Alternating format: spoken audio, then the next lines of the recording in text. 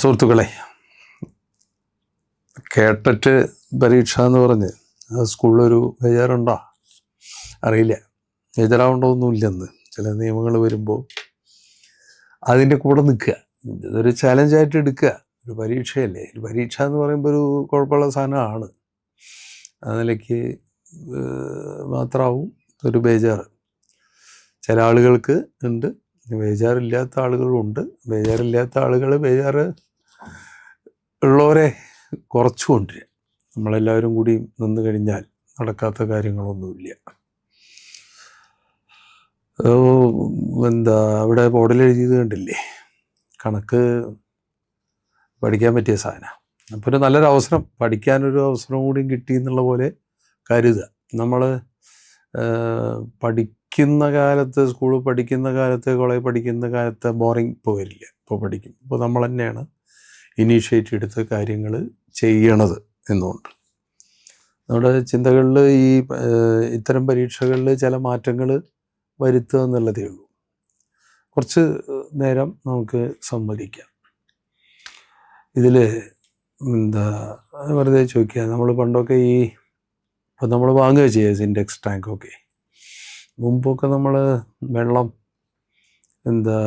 Tank ഉണ്ടാക്കി, cement കൊണ്ട് tank ഉണ്ടാക്കി നിറയ്ക്കുക ചെയ്യുക. ഈ സിമെൻറ്റ് കൊണ്ട് ടാങ്ക് ഉണ്ടാക്കി നിറയ്ക്കുമ്പോൾ നമ്മൾ ഒരു 3-4 ആളുകളുള്ള വീടാണല്ലോ ഇപ്പോൾ അധികം ഉണ്ടാവുക. ഒരു 1000 ലിറ്ററിൻ്റെയൊക്കെ ടാങ്ക് നമ്മൾ ഉണ്ടാക്കും, സിമെൻറ്റിൽ ഉണ്ടാക്കും. ഈ ടാങ്ക് ഉണ്ടാക്കുമ്പോൾ എന്തുണ്ടാക്കുമ്പോഴും അതിനൊരു ഭംഗിയും വേണം, പിന്നെ ഒരു സൗകര്യം വേണം, ഇതെല്ലാം വേണം. അങ്ങനെ ആകുമ്പോൾ ഒരു 1000 ലിറ്ററിൻ്റെ വെള്ളം കൊണ്ടുള്ള ടാങ്ക് ഉണ്ടാക്കാൻ പറ്റിയ ഒരളവ് നമുക്ക് പറയാൻ പലപ്പോഴും നമുക്ക് പറ്റുന്നില്ല. നമ്മൾ പഠിപ്പിക്കുന്നവരൊക്കെയാണ്, പക്ഷേ അത് ചിലപ്പോൾ പറയാൻ പറ്റില്ല. ഇനി പറയാൻ പറ്റുന്നുണ്ടെങ്കിലും 7ാം ക്ലാസ്സിൽ കണക്കെടുക്കുന്നുണ്ടെങ്കിൽ, അല്ലെങ്കിൽ ആ ക്ലാസ്സിൽ കണക്കെടുക്കുന്ന ആളാ വെച്ചാൽ ചിലപ്പോൾ പറയാൻ പറ്റുന്നുണ്ടാവും. പൊതുവേ നമുക്ക് പറയാൻ പറ്റുന്നില്ല. മലയാളം ടീച്ചറോടോ അല്ലെങ്കിൽ സയൻസ് ടീച്ചറോടോ അല്ലെങ്കിൽ വേറെ വല്ല സബ്ജക്റ്റിൻ്റെ ടീച്ചറോടൊക്കെ ചോദിച്ചു കഴിഞ്ഞാൽ ഞാൻ മാത്സ് അല്ല പറയും. മാത്സ് എന്ന് പറഞ്ഞിട്ടൊരു കുറച്ച് അങ്ങനെ ഇല്ലല്ലോ. എല്ലാവർക്കും പറയാൻ പറ്റേണ്ടതാണ്. പറ്റിയൊരളവാണ്. ഇപ്പോൾ 1000 ലിറ്ററിൻ്റെ ഒരു ടാങ്കിന് 1000 ലിറ്റർ വെള്ളം കൊള്ളുന്ന ടാങ്കിന് പറ്റിയൊരു അളവാണ് 1 metre into 1 metre into 1 metre. 1 metre ലെങ്ത്തും ബ്രെഡ്ത്തും ഹൈറ്റും 1 മീറ്റർ ആയി കഴിഞ്ഞാൽ അങ്ങനെ ഒരു ടാങ്ക് കിട്ടിയ 1000 ലിറ്റർ വെള്ളം കൊള്ളും. എന്നുവെച്ചാൽ ഇതൊരു 1 മീറ്റർ ക്യൂബ് എന്നൊക്കെ വേണമെങ്കിൽ പറയാം. അതൊരു മീറ്റർ ക്യൂബാണ്. പ്രശ്നം അതല്ല. 2000 ലിറ്റർ വെള്ളം കൊള്ളുന്ന ടാങ്ക് കിട്ടണമെന്ന് വെച്ചാലോ, 2000 ലിറ്റർ വെള്ളം കൊള്ളുന്ന ടാങ്ക് ഉണ്ടാക്കണം വെച്ചാൽ പെട്ടെന്ന് ആളുകൾ ഇതിൽ റെസ്പോണ്ട് ചെയ്യുക എന്താ വെച്ചാൽ, 2000 ലിറ്റർ അല്ലേ, അപ്പോൾ 2 metre into 2 metre into 2 metre. ഈ രീതികളിൽ നിന്ന് നമ്മളൊന്ന് മാറണം. അതാണ് നമ്മൾ എക്സാമിന് പ്രിപ്പയർ ചെയ്തത്. അതാണ് 2 മീറ്റർ ഇൻറ്റു 2 മീറ്റർ ഇൻറ്റു 2 മീറ്ററിൽ അളവിലുള്ളതിൽ എത്ര കൊള്ളുന്ന 8 മീറ്റർ ക്യൂബാ. 8000 ലിറ്റർ വെള്ളം കൊള്ളും. അപ്പോൾ 2000 ലിറ്ററിന് എന്താ ചെയ്യുക? 2000 ലിറ്റർ വേളച്ചതിൽ ഏതെങ്കിലും ഒന്ന് മാത്രമേ ഇരട്ടിക്കുമ്പോഴും പ്രാക്ടിക്കലായിട്ട് നമ്മൾ ഇരട്ടിക്കുമ്പോൾ ഉയരൊന്നും കൊണ്ട് ഇരട്ടിക്കരുത്. പിന്നെ പൊക്കക്കോട് പോലെയും 2 metre into 1 metre into 1 metre. അപ്പോൾ 2 മീറ്റർ ക്യൂബായി, 2000 ലിറ്ററായി. ഇതിപ്പോൾ ഇതിൻ്റെ കാര്യത്തിൽ മാത്രമൊന്നുമല്ല. നമുക്ക് പലപ്പോഴും ഇപ്പോൾ ഒരു രസത്തിന് പറഞ്ഞു കഴിഞ്ഞാൽ, ഇപ്പോൾ ഇങ്ങനെയൊരു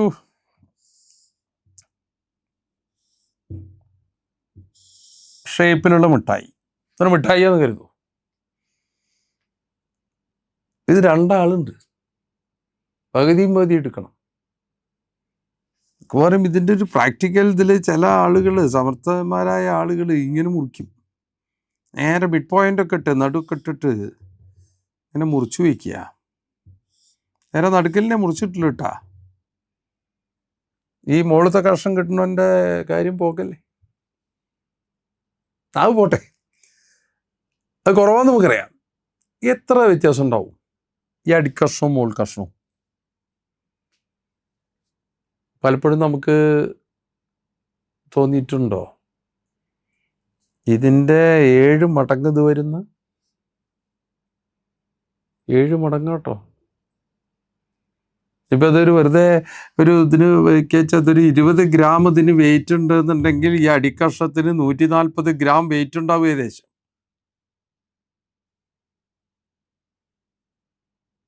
ഇനി വേണ്ട ഒരു ലഡു, ചെറിയ ലഡു, ഈ ലഡുവിൻ്റെ ഡയമീറ്റർ ഒരു 5 ആണെന്ന് വയ്ക്കുക. ഇതിൻ്റെ ഡയമീറ്റർ ഒന്ന് ഇരട്ടിയാക്കി ഒരു 10 ആക്കി. ഇപ്പം ഇയാൾ ഈ ലഡു വിൽക്കുന്നത് ഒരു 6 റുപ്യക്ക് വെച്ചാൽ 10 ഡയമീറ്ററുള്ള ലഡു അതിൽ ഉണ്ടാക്കിയാൽ അതേ മുറുക്കത്തിൽ ഉരുട്ടിയിട്ടുണ്ട്, അതേ മെറ്റീരിയലാണ്, സ്വാദ് മാറ്റില്ല. അങ്ങനെ വെച്ചാൽ ഇത് 6 റുപ്യക്ക് അയാൾ വിൽക്കണ വെച്ചാൽ ഇയാൾക്ക് മുതലാവണ രീതിയിൽ വിൽക്കണ വെച്ചത് എത്ര റുപ്യക്ക് വിൽക്കണം? 48 റുപ്യക്ക് വിൽക്കണം. ഇതൊക്കെ നമുക്ക് വിശ്വസിക്കാൻ പ്രയാസമുള്ള കാര്യങ്ങളാണ് അല്ലേ? പക്ഷെ ഇതതിൻ്റെ മാത്തമാറ്റിക്സ്. ഇപ്പം ഇവിടെ ഈ സാധനം തന്നെ ഇതിപ്പോൾ ഈ കഷ്ണത്തിൻ്റെ 7 മടങ്ങ് ഈ അടിക്കഷ്ണം വരും എന്ന് പറഞ്ഞ പോലെ തന്നെ ഇതിപ്പോൾ എപ്പോഴാണ് എന്താ അത് വിശ്വസിക്കണ്ടോ? ഒരു സാധനം ഒരു ലൈൻ എന്ന് വയ്ക്കുക, അല്ലെങ്കിൽ ഈക്കിൽ എന്തെങ്കിലും വയ്ക്കുക. ഇവിടെ നമ്മൾ നടു പോയിന്റ് ഇട്ടിട്ട് ഇതിൻ്റെ തല എടുത്തു കഴിഞ്ഞാൽ അരഭാഗം വരിക, അത് തറക്കല്ല, അരഭാഗം വരിക, മൊത്തത്തിൻ്റെ അരഭാഗം. എന്നാൽ ഈ സാധനം ഇങ്ങനെ ഒരു സാധനം വയ്ക്കുക, ഇതിൻ്റെ നടു എടുത്തിട്ട് നടുകളൊക്കെ യോജിപ്പിച്ച് കഴിഞ്ഞാൽ കിട്ടുന്നതിൻ്റെ തലഭാഗം മൊത്തത്തിൻ്റെ കാൽഭാഗം വരിക, പകുതി വരില്ല, കാൽഭാഗേ വരൂ. അതിൻ്റെ അടുത്ത ഘട്ടമാണത്. ഇങ്ങനൊരു സാധനം നേരെ നമ്മൾ നടുമുറിച്ചിട്ട് ഇങ്ങനെ ആക്കിക്കഴിഞ്ഞാൽ ഇത് മൊത്തത്തിൻ്റെ 1/8 വരൂ. താഴെയുള്ളത് 7/8. എന്നുവെച്ചാൽ ഇത് നീളം മാത്രമുള്ള സാധനമാണ്, ഇത് നീളവും പരപ്പളവുമുള്ള സാധനമാണ്, 2 ഡയമെൻഷനായി. ഇത് 3 ഡയമെൻഷനായി, വോള്യം ഉണ്ട്. ഇങ്ങനെയൊക്കെയുള്ള ചില സൂക്ഷ്മമായ കാര്യങ്ങൾ നമുക്ക് അറിഞ്ഞിരുന്നാൽ കേട്ടിട്ട് പരീക്ഷ എന്നുള്ളത് ലേശം ഒരു ചിട്ടപ്പെടുത്തൽ, അത് അത്ര വലിയ പ്രയാസമുള്ള കാര്യങ്ങളല്ല. അപ്പോൾ നമുക്ക് തന്നെ അറിയാം. അങ്ങനെ ചില എക്സാമ്പിൾസ് നമുക്കിങ്ങനെ ചർച്ച ചെയ്യാനാണ്. ഇപ്പോൾ എന്താ ഒരു പ്രോബ്ലം, വേറൊരു പ്രോബ്ലം പറയുക വെച്ചാൽ നമ്മൾ ലാഭവും നഷ്ടവും കാര്യങ്ങളൊക്കെ പറയും. ഇയാൾ ഒരു സാധനം അയാൾ 360 റുപ്യക്ക് വിറ്റത് 360 റുപ്യക്കാണ്. അപ്പോൾ അയാൾക്ക് 10% നഷ്ടം വന്നു. 10% നഷ്ടം വന്നു.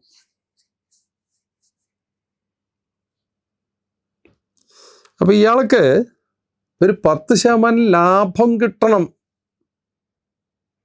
എന്നായിരുന്നു ആഗ്രഹം. അങ്ങനെയാണെങ്കിൽ ഇയാൾ ഇത് എത്ര റുപ്യക്ക് വിൽക്കേണ്ടതായിരുന്നു? ചോദ്യം എന്താ? ഇപ്പം വിറ്റത് 360 റുപ്യക്കാണ്. അപ്പോൾ 10% നഷ്ടത്തിനാണ് വിറ്റ്. 10% ലാഭം കിട്ടണമെന്ന് വെച്ചാൽ ഇയാളിത് എത്ര റുപ്യക്ക് വിൽക്കേണ്ടതായിരുന്നു? അല്ലെങ്കിൽ എത്രയായിരുന്നു ആ സാധനത്തിൻ്റെ വില? ഇവിടെ നമുക്ക് ഒരിറ്റ പ്രശ്നമേ ഉള്ളൂ. നമ്മളൊരു വണ്ടി, ഒരു കാറ് വാങ്ങി, 10% നമ്മൾ നഷ്ടത്തിന് വിറ്റ് അതിലേറെ എളുപ്പമുള്ളതാണ്. അപ്പോൾ ഒരു ചതുരം ആലോചിക്കാൻ എളുപ്പമാണ്. ഒരു ചതുരത്തിൻ്റെ നീളം, ഇപ്പം നീളം എന്നല്ല, അപ്പോൾ വിട്ത് എന്നാണ് പറയണത്, അല്ലെ വിട്ത് ഒരു 10% കൂട്ടി. പിന്നെ ഇയാൾക്ക് തോന്നി അതിനനുസരിച്ചിട്ട് ഇതിൻ്റെ വീതി ലേശം കുറച്ചളയാം. 10% നീളം കൂട്ടിയതിന് ശേഷമാണ് കാര്യങ്ങൾ ആലോചിച്ച്. പിന്നെ അത് കഴിഞ്ഞിട്ട് ഇതിൻ്റെ ഏരിയ അതേപോലെ നിൽക്കണച്ചാൽ വീതിമ്പിൽ 10% കുറച്ചാൽ മതിയോ? ഇങ്ങനെയുള്ള ചില പ്രശ്നങ്ങൾ ഒന്നും കൂടി നമുക്ക് ഉറപ്പിക്കേണ്ടതുണ്ട്. ഇപ്പം ഇതിൽ തന്നെ ഇപ്പം 360 റുപ്യക്ക് വിറ്റു, 10% നഷ്ടം വന്നു. അയാൾ വാങ്ങിയത് എത്ര റുപ്യക്കാവും? അയാൾ മുടക്കിയത് എത്ര റുപ്യക്കാവും? 400 റുപ്യക്കാവും. അത് അതിൻ്റെ കാൽക്കുലേഷനൊക്കെ നമുക്കറിയും, 400 റുപ്യക്കാവും. അപ്പോൾ ഈ 400 റുപ്യമ്പിൽ ഇയാൾക്ക് 10% ലാഭത്തിന് വിൽക്കണം എന്നുണ്ടെങ്കിൽ ഇയാൾ എത്രയ്ക്ക് വിൽക്കണം? 10% ലാഭം പറഞ്ഞാൽ 100 റുപ്യമ്പിൽ 10 റുപ്യ ഇട്ടണം. അപ്പോൾ 400 റുപ്യമ്പിൽ 40 റുപ്യ ഇട്ടണം. 40 റുപ്യ ഇട്ട് വെച്ചാൽ 440 റുപ്യക്കാണ് വിറ്റാലേ അയാൾക്കത് നടക്കുകയായിരുന്നുള്ളൂ. ഇവിടെ കുറച്ച് കാര്യങ്ങൾ കുറച്ച് സ്പീഡിൽ പറഞ്ഞുകൊണ്ട് ഒരു വെറുതെ ഒന്ന് പ്രൊമോട്ട് ചെയ്യുക എന്നുള്ളത് മാത്രമാണ് ഈ ക്ലാസ് കൊണ്ട് നമുക്ക് ഇതുകൊണ്ട് നടക്കുള്ളൂ. അപ്പോൾ അതിൽ ചില ശ്രദ്ധിക്കേണ്ട കാര്യങ്ങൾ പറയുകയാണ്. ഇപ്പോൾ നമ്മളോട് ചോദിക്കും 2⁻100 എക്സ്പോണൻസ് എന്ന് ക്വസ്റ്റ്യൻ ചോദിക്കാൻ സാധ്യതയുണ്ട്. 2⁻100 ഇതിൻ്റെ പകുതി എത്ര? സമ്മിശ്രമായ ഉത്തരം വരും അല്ലേ? ഏറ്റവും എളുപ്പം ഇതിലിപ്പോൾ 2⁻100ൻ്റെ പകുതി എത്ര ചോദിച്ചു കഴിഞ്ഞാൽ ആദ്യത്തെ ആൻസർ എഴുതിയിട്ടുണ്ടാവുക എ എന്നുള്ള ആൻസർ എഴുതിയിട്ടുണ്ടാവുക 2⁻50 എന്നാട്ടോ. ബി എന്നുള്ള ആൻസർ എഴുതിയിട്ടുണ്ടാവുക 1⁻100 എന്നാണ്. വേഗം കുഴപ്പത്തിൽ ചാർട്ട് ചെയ്താ. ഈ ഒബ്ജക്റ്റ് ടൈപ്പ് ക്വസ്റ്റിൻ്റെ പ്രത്യേകത അതാ. തെറ്റിദ്ധരിക്കപ്പെടാൻ സാധ്യതയുള്ളതെന്ന് വെച്ചാൽ ആദ്യം കുഴപ്പമുള്ളതാണ് എഴുതുക. 2⁻100ൻ്റെ പകുതി എത്ര ചോദിച്ചാൽ 2⁻99 എന്ന് പറയാനുള്ള ചെടുപ്പില്ലാതെ പറയണം. കാരണം ഇതിപ്പോൾ നമ്മൾ കുറ്റമൊന്നുമല്ല. 2⁻100ൻ്റെ പകുതി 2⁻50 എന്ന് പറയുന്നത് ആൾക്കാരെ കുഴപ്പമൊന്നുമല്ല. ഈ 100ൻ്റെ പകുതി 50 ആണെന്നുള്ളത് നമ്മുടെ മനസ്സിൽ ഉറച്ചു കിടക്കണതാണ്. മറ്റേത് ലേശം പ്രശ്നമാണ്. അതുകൊണ്ടാണ് നമ്മൾ 2⁻50 പറയണത്. ഇതിൻ്റെ ഇത് കണ്ട ഉടൻ നമ്മളോട് അടുത്തൊരു ചോദ്യമായിട്ട് 3⁻100ൻ്റെ പകുതി എത്ര ചോദിച്ചാലോ? അപ്പോൾ നമ്മൾ ചാടി കയറി 3⁻99 എന്ന് പറയും. കുഴപ്പ 3⁻100ൻ്റെ പകുതി എന്താ? ഈ പകുതി എന്ന് പറഞ്ഞാൽ എന്താ? ഇവിടെ ഇതിൻ്റെ പകുതി എന്ന് പറയാൻ എന്താ കാരണം? 2⁻99നെ 2 കൊണ്ട് മൾട്ടിപ്ലൈ ചെയ്താൽ 2⁻100 കിട്ടും എന്നുള്ളതുകൊണ്ടാണ് നമ്മൾ എന്താ 16ൻ്റെ പകുതി 8 എന്ന് പറയണത്. 16ൻ്റെ പകുതി എത്ര? 8. എന്തുകൊണ്ടാണ് പറയണത്? 8നെ 2 വിളിച്ചാൽ 16 കിട്ടും. അതേ ലോജിക്ക് ഇവിടെ ഉണ്ടല്ലോ. 2⁻100ൻ്റെ പകുതി 2⁻99. അതിനർത്ഥം എന്താ? 2⁻99നെ ഇരട്ടിയാണ് 2⁻100. 2 കൊണ്ട് മൾട്ടിപ്ലൈ ചെയ്താൽ 2⁻100 കിട്ടും. അങ്ങനെയാണെന്ന് വെച്ചാൽ 3⁻100ൻ്റെ പകുതിയാണ് 3⁻99 എന്ന് പറയുകയാണെങ്കിൽ 3⁻99നെ 2 കൊണ്ട് മൾട്ടിപ്ലൈ ചെയ്തത് കിട്ടണം. എവിടെ നിന്ന് കിട്ടാനാ? കിട്ടില്ല. 3⁻99നെ 3 കൊണ്ട് മൾട്ടിപ്ലൈ ചെയ്താലാണ് 3⁻100 കിട്ടുക. അപ്പോൾ 3⁻100ൻ്റെ പകുതി അല്ലത് 3⁻100ൻ്റെ 1/3. ഇല്ലെങ്കിൽ 3⁻99ൻ്റെ 3 മടങ്ങാണ് 3⁻100. അത് 5ലേക്ക് എത്തുമ്പോൾ ഇതിലേറെ കുഴപ്പമായി. 5⁻100 5⁻99 5⁻99ൻ്റെ 5 മടങ്ങാണത്. 5⁻99ൻ്റെ 5 മടങ്ങാത്. 5⁻99നെ 5 കൊണ്ട് മൾട്ടിപ്ലൈ ചെയ്താലാണ് 5⁻100 കിട്ടുക. 5 മടങ്ങാണ് വരിക. ഇത്തരം കാര്യങ്ങൾ ഒരു കൺഫ്യൂഷൻ ഇല്ലാത്ത രീതിയിൽ നമ്മൾ ചെയ്യണം. കഴിയണതും ഇത്തരം ഇങ്ങനെയൊക്കെ ചോദിച്ചാൽ നമുക്ക് രക്ഷയില്ല. കഴിയുന്നതും നല്ലത് എന്താ വെച്ചാൽ, ഇപ്പോൾ ഇങ്ങനെയൊക്കെ ഒരു ക്വസ്റ്റ്യൻ വന്നു ചോദിക്കുക, 2⁵ എത്ര വലുതാണ് 2⁸? ക്വസ്റ്റ്യൻ വന്നു ചോദിക്കുക. കഴിയുന്നത് നല്ലത് എന്താ അറിയോ? എക്സ്പൊണൻസ് ഒരു ചുരുക്കെഴുത്താണ്, ഒരു ഷോർട്ട് ഹാൻഡാ. 2⁵ എന്ന് പറഞ്ഞാൽ നമുക്ക് വളരെ ക്ലിയർ ആയിട്ട് അറിയാം, 5 പ്രാവശ്യം മൾട്ടിപ്ലൈ ചെയ്തതിൻ്റെ ഷോർട്ട് ഹാൻഡ് ആണത്. 5 പ്രാവശ്യം ആഡ് ചെയ്തതിൻ്റെ ഷോർട്ട് ഹാൻഡ് 2 × 5 ആണ്. ഇത് രണ്ടും രണ്ടാണല്ലോ. അപ്പോൾ 2⁵ എത്ര വലുതാണ് 2⁸ എന്ന് ചോദിച്ചു കഴിഞ്ഞാൽ, കഴിയണത് നല്ലത് എന്താ പറയുക, ചെറിയ നമ്പറുകളൊക്കെ ആണ് എന്നുണ്ടെങ്കിൽ നമുക്ക് ഇത് എത്രയും നോക്കുക. ഇത് 32 ആണ്, ഇത് എത്രയും നോക്കുക. 2⁸ എത്രയാ നമുക്ക് കയ്യിൽ എടുത്തിട്ട് അറിയാമല്ലോ. 2, 4, 8, 16, 32, 64, 128, 256 ആണിത്. 256. ആ 32-നേക്കാൾ എത്ര വലുതാ 256? 224 അധികമാണ്. അപ്പൊ 224 എന്നുള്ള സാധനം ചിലപ്പോൾ അതിലുണ്ടാവില്ല. 224 എന്ന് പറഞ്ഞൊരു സാധനം അതിലുണ്ടായിക്കോളുന്നില്ല. 2⁻² ആയിട്ട് ബന്ധപ്പെടുത്തിയിട്ടാവും ചിലപ്പോൾ അതിൽ ആൻസറുകൾ ഉണ്ടാവുക. എന്താവും ചിലപ്പോൾ ഇത് 2⁻² ആയിട്ട് ബന്ധപ്പെടുത്തിയിട്ട് എങ്ങനെയൊക്കെ ഒരു ആൻസർ തന്നിട്ടുണ്ടാവുക. 112 ഇത് 2, 56, ഇത് 2, 28, ഇത് 2, 14, ഇനിയൊരു 2, 7. എന്താ ഉണ്ടാവുക? എത്ര 2 ഉണ്ട്? 1, 2, 3, 4, 5, പിന്നെ ഒരു 7ഉം. അപ്പം 7 × 2⁵ മാറ്റാ. ഇതിനേക്കാൾ എത്ര അധികം?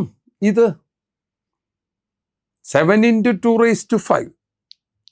ആണ് നമ്മൾ കണ്ടുപിടിച്ചത് 224 എന്നുള്ള നമ്പർ. അതിൽ ഉത്തരങ്ങളിൽ ഇതാണ്ടാവുക കേട്ടോ. പക്ഷെ നമുക്ക് 2⁵ എത്ര വലുതാണ് 2⁸ ചോദിച്ചു കഴിഞ്ഞാൽ ഇങ്ങനെ ഒരു ആൻസർ എഴുതാനേ തോന്നില്ല. ഇതെന്താ? അതിലേറെ എളുപ്പം നമുക്ക് എഴുതാൻ പറ്റിയ ആൻസർ എന്താ? 2⁵ കയറി എഴുതി വയ്ക്കും. അവിടെയൊക്കെ ശ്രദ്ധിക്കണം, നന്നായി ശ്രദ്ധിക്കണം. ഈ എക്സ്പൊണൻസിൻ്റെ പ്രോബ്ലമൊക്കെ വരുമ്പോൾ നമുക്ക് കഴിയുന്നതും അതിനെ എവിടേക്ക് കൊണ്ടുവരാൻ നോക്കണം. കഴിയുന്നതും സാധാരണ നമ്പറുകളിലേക്ക് കൊണ്ടുവന്നുകൊണ്ട് കാര്യങ്ങൾ ചെയ്യാൻ പറ്റും നോക്കണം. പിന്നെ ഈ ഇൻട്രസ്റ്റ് ആയിട്ടൊക്കെ ബന്ധപ്പെട്ട ചില പ്രോബ്ലംസൊക്കെ കാണാം.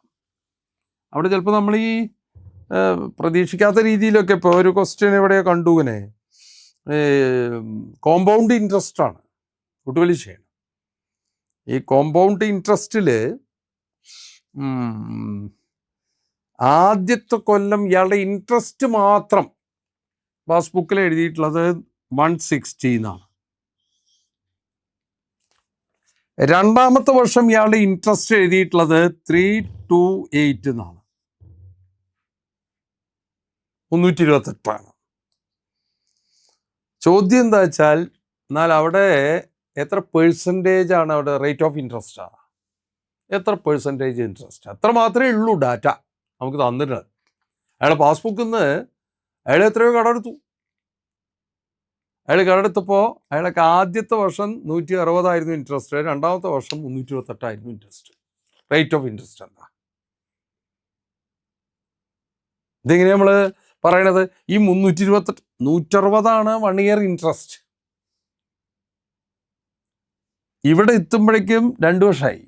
2 വർഷമാകുമ്പോൾ 160 160 320 വന്നു. 320 കഴിഞ്ഞ് പിന്നെ ഒരു 8 അധികം ഉണ്ട്. 8 എന്താ? ഈ 160 അതാണല്ലോ കോമ്പൗണ്ട് ഇൻട്രസ്റ്റ്. ഇൻട്രസ്റ്റ് വരുമല്ലോ. അത് 160 അവിടെ അവരെടുത്ത ഇൻട്രസ്റ്റ് 8 160 ഇയാള് 8 ഇൻട്രസ്റ്റ് എടുത്തു എന്നുള്ളത് നമ്മൾ മനസ്സിലാക്കണം. 160 8 160 8 ഇതാണ് റേറ്റ് ഓഫ് ഇൻട്രസ്റ്റ്. 160 8 എന്ന് പറയുമ്പോൾ നമുക്ക് എങ്ങനെ വേണമെങ്കിൽ ഇനി ഇത് കണക്കാക്കി എടുക്കാം. 20 1 ഇതിനെ ചുരുക്കി എടുക്കാം. 160 8 പറഞ്ഞു കഴിഞ്ഞാൽ 20 1. മിന്നൊന്ന് ചെറുതാക്കിയേ ചെയ്തിട്ടുള്ളൂ കേട്ടോ. 20 1. പക്ഷെ റേറ്റ് ഓഫ് ഇൻട്രസ്റ്റ് പറയുമ്പോൾ 100 എത്രയാ ഇപ്പോൾ വരിക? 20 1 100 5.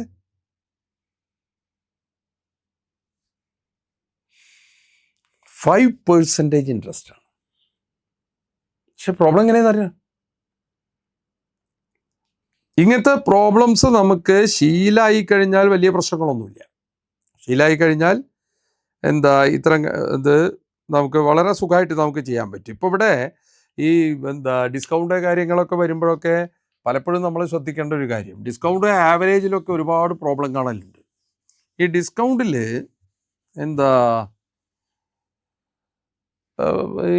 ഈ സീസൺ, ഉത്സവ സീസണൊക്കെ വരുമ്പോൾ ചിലപ്പോൾ ഇങ്ങനെ എഴുതി വെച്ച് കാണാം, 2 സാരിക്ക് 1 സാരി ഫ്രീ. നമുക്ക് പെട്ടെന്ന് അത് കേട്ടാന്നാവുന്ന 2 1 ഫ്രീ. 2 1 ഫ്രീ എന്ന് പറയുമ്പോൾ നമ്മുടെ മനസ്സിലേക്ക് വരണ ആ ഡിസ്കൗണ്ട് 50%. 2 1. പക്ഷെ യഥാർത്ഥത്തിൽ അവിടെ 50% ഉണ്ടോ? ഈ 2 എന്ന് പറയണത് 1 എന്ന് പറയണതൊക്കെ എൻ്റെ എണ്ണ. ഇപ്പം 2 സാരിക്ക് 1 സാരി ഫ്രീ. 2 സാരിയാ, 2 ഉറുപ്പിയല്ല. ശരിക്കും ഇൻട്രസ്റ്റ് അല്ല, ഡിസ്കൗണ്ട് തരുന്നത് എന്തിനാ? എന്താ ഈ ഡിസ്കൗണ്ട്? സിമ്പിളായിട്ട് മനസ്സിലാക്കി വെച്ചാൽ മതി. ഡിസ്കൗണ്ട് എന്ന് പറഞ്ഞാൽ എന്താ? ഇയാൾ മുമ്പേ തീരുമാനിച്ചിട്ടുണ്ട് ഇത്രയ്ക്കാ വിൽക്കുകയെന്ന്. അതിനേക്കാൾ ലേശം കൂട്ടി ഇടുക. ലേശം കൂട്ടി ഇടുകയാണ് വില. 400 ഉറുപ്പിക്ക് വിൽക്കണമെന്നാണ് മുമ്പേ തീരുമാനിച്ചാണെങ്കിൽ അയാളൊരു 425 അല്ലെങ്കിൽ 450 ഇടും. എന്നിട്ട് നമുക്ക് 400 തരും. നമ്മളിപ്പോൾ രീതി അതുണ്ടല്ലോ, ഏത് സാധനത്തിന് പോയാലും ഇത്രയൊക്കെ ഉണ്ടോ ചോദിക്കും. അതിന് വേണ്ടിയിട്ട് ഇയാളെ 50 ഉറുപ്പിക ഒരുക്കില്ല. അപ്പോൾ നമുക്കൊരു സമാധാനമായി, മൂപ്പർക്കൊരു സമാധാനമായി. ഇതാണല്ലോ ഡിസ്കൗണ്ട്. ഈ ഡിസ്കൗണ്ട് 2 1 ഫ്രീ എന്ന് പറഞ്ഞാൽ എന്താ? ഈ ഡിസ്കൗണ്ട് അയാൾ നമുക്ക് തരുന്ന സാധനം, അയാൾ വിൽക്കുന്ന സാധനം അതാണല്ലോ നമ്മൾ വാങ്ങണത്, അല്ലെങ്കിൽ നമ്മൾ വാങ്ങണതാണല്ലോ അയാൾ വിൽക്കണത്. അതുമ്പിലാണ് നമ്മൾ നോക്കേണ്ടത്. ഇപ്പോൾ 2 സാരിക്ക് 1 സാരി ഫ്രീ പറഞ്ഞിട്ട് നമ്മളത് ആ കച്ചവടം ഉറപ്പിച്ചു നമ്മൾ വാങ്ങി വയ്ക്കുക. നമ്മുടെ കയ്യിൽ എത്ര സാരി ഉണ്ടാവും? 3 സാരി.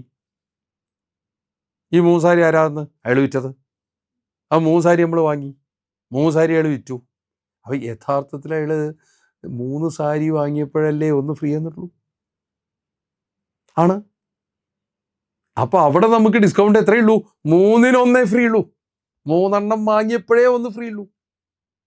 ഇനി വില പറയുക, 2 സാരിക്ക് 100 ഉറുപ്പിക വയ്ക്കുക. നമ്മൾ 2 സാരി വേണം പറഞ്ഞു, നമുക്കൊന്ന് ഫ്രീ തരുന്നു.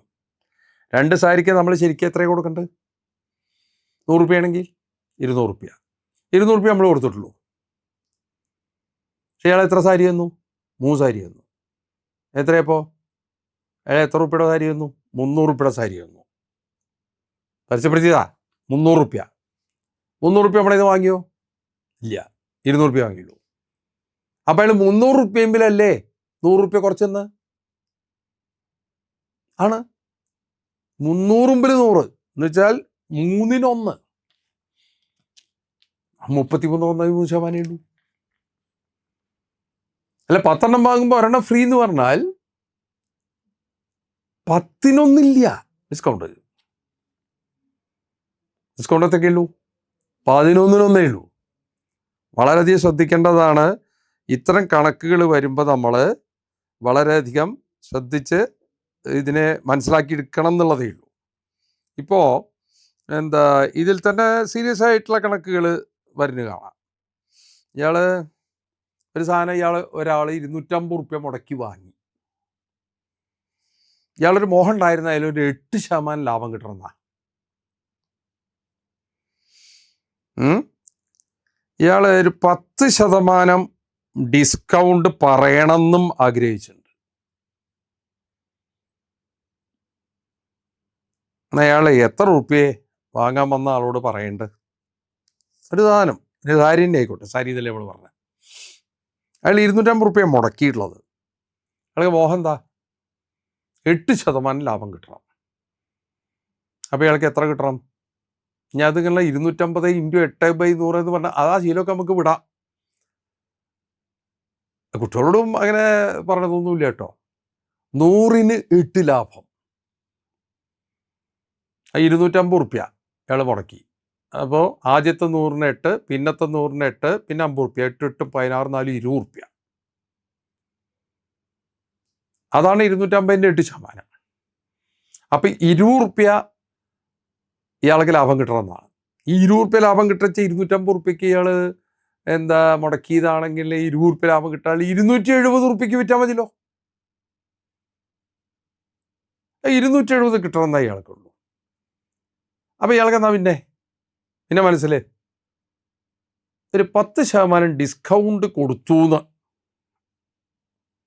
എന്ന് വെച്ചാൽ ഒരു 100 10 ഡിസ്കൗണ്ട് കൊടുത്തു എന്ന്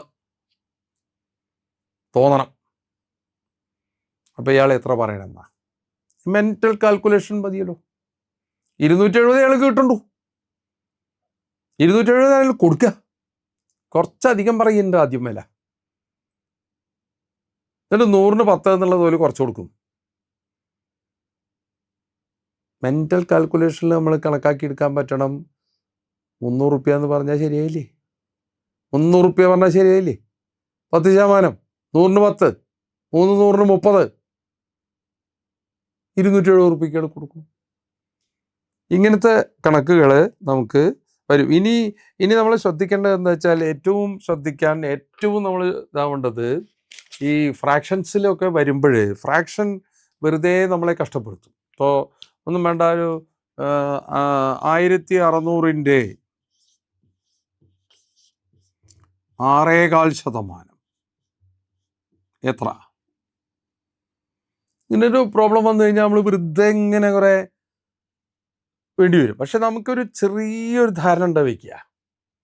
1600ൻ്റെ 6.25%, 1600, 800, 400, 25%, 12.5%, 6.25% അല്ലേ? ഇതാണ് നമ്മളിത്തുള്ളത്. 1600 നമ്മളിത്തുള്ളത്. ഇതാണ് 100%. അതിൻ്റെ പകുതി 50%, അതിൻ്റെ പകുതി 25%, അതിൻ്റെ പകുതി 12.5%, അതിൻ്റെ പകുതി 6.25%. ഇനി പകുതിയാക്കാൻ പോയാലേ കുഴപ്പമുള്ളൂ. 6.25%ൻ്റെ പകുതി, 6.25%ൻ്റെ പകുതി എഴുതുമ്പോൾ 6ൻ്റെ പകുതി 3, 4ൻ്റെ പകുതി 1/8 ഇങ്ങനെ എഴുതാം. 3 1/8%, അത് 50 കൂട്ടാം. ഇനി പകുതിയാക്കാൻ പോയാൽ കുഴപ്പമാവില്ലേ? 3ഉം ഒക്കെ പാടെ കുഴപ്പമാക്കും. 3 1/8ൻ്റെ പകുതി എത്രയെന്ന് ശതമാനം ഇല്ലാതെ 3 1/8ൻ്റെ പകുതി എത്രയെന്ന് എങ്ങനെ കണക്കാക്കുക?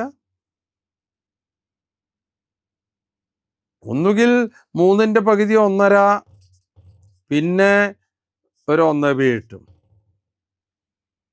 1.5യും 1/8 കൂടിയും കൂട്ടിയിട്ട് 1/5/8 എന്നുള്ളത് പഴയ ആൾക്കാർ വേഗം പറഞ്ഞിരുന്നു കേട്ടോ. ഉറുപ്പിയും പൈസയും വരുന്നതിൻ്റെ മുമ്പേ ഇവിടെ അണയും ഇതൊക്കെ ആയിരുന്നല്ലോ. ആ സമയത്ത് പറയുക, ആ സമയത്ത് അവർക്ക് വളരെ കാണാൻ പാടാണ് ഈ എന്താ 1/8, 2/8, 3/8, 4/8, 5/8, 6/8, 7/8, പിന്നെ 8/8 ഫുള്ളായി. 8/8 എന്ന് പറഞ്ഞാൽ ഫുള്ളാണ്. ഈ 7/8 ഇതിൽ ഇത് 6/8 പറഞ്ഞാൽ ചുരുക്കിയത് മുക്കാല, 4/8 പറഞ്ഞാൽ അരേ, 2/8 പറഞ്ഞാൽ കാല. ഈ 1/8 കുറെ കാലം ഉണ്ടായിരുന്നു എന്താ പേരുണ്ടായിരുന്നു അരക്കാൽ. അരക്കാൽ കാലിന്റെ അരഭാഗം. 2/8 പകുതിയാണല്ലോ 1/8. അരക്കാൽ എന്ന് പറഞ്ഞിരുന്നു. അരക്കാൽ എന്ന് പറയുമ്പോൾ ഇത് അരക്കാൽ, ഇത് കാൽ, ഇത് കാലും പിന്നൊരു അരക്കാലും കൂടി. ഇതിനെ കാലേ അരക്കാൽ എന്നൊക്കെ വിളിച്ചിരുന്നു ആൾക്കാർ. കാലേ അരക്കാൽ. 3/8 പേര്. ഭിന്നസംഖ്യകൾക്കൊന്നും പേരിട്ടിട്ടില്ല നമ്മൾ. ഇപ്പൊ ഭിന്നസംഖ്യകൾക്ക് പേരെന്താണുള്ള? കാലും അരയും മുക്കാലും. അതും തന്നെ മനസ്സിലാക്കാൻ നമുക്ക് ഭിന്നസംഖ്യകൾ വലിയ ഇഷ്ടമില്ല.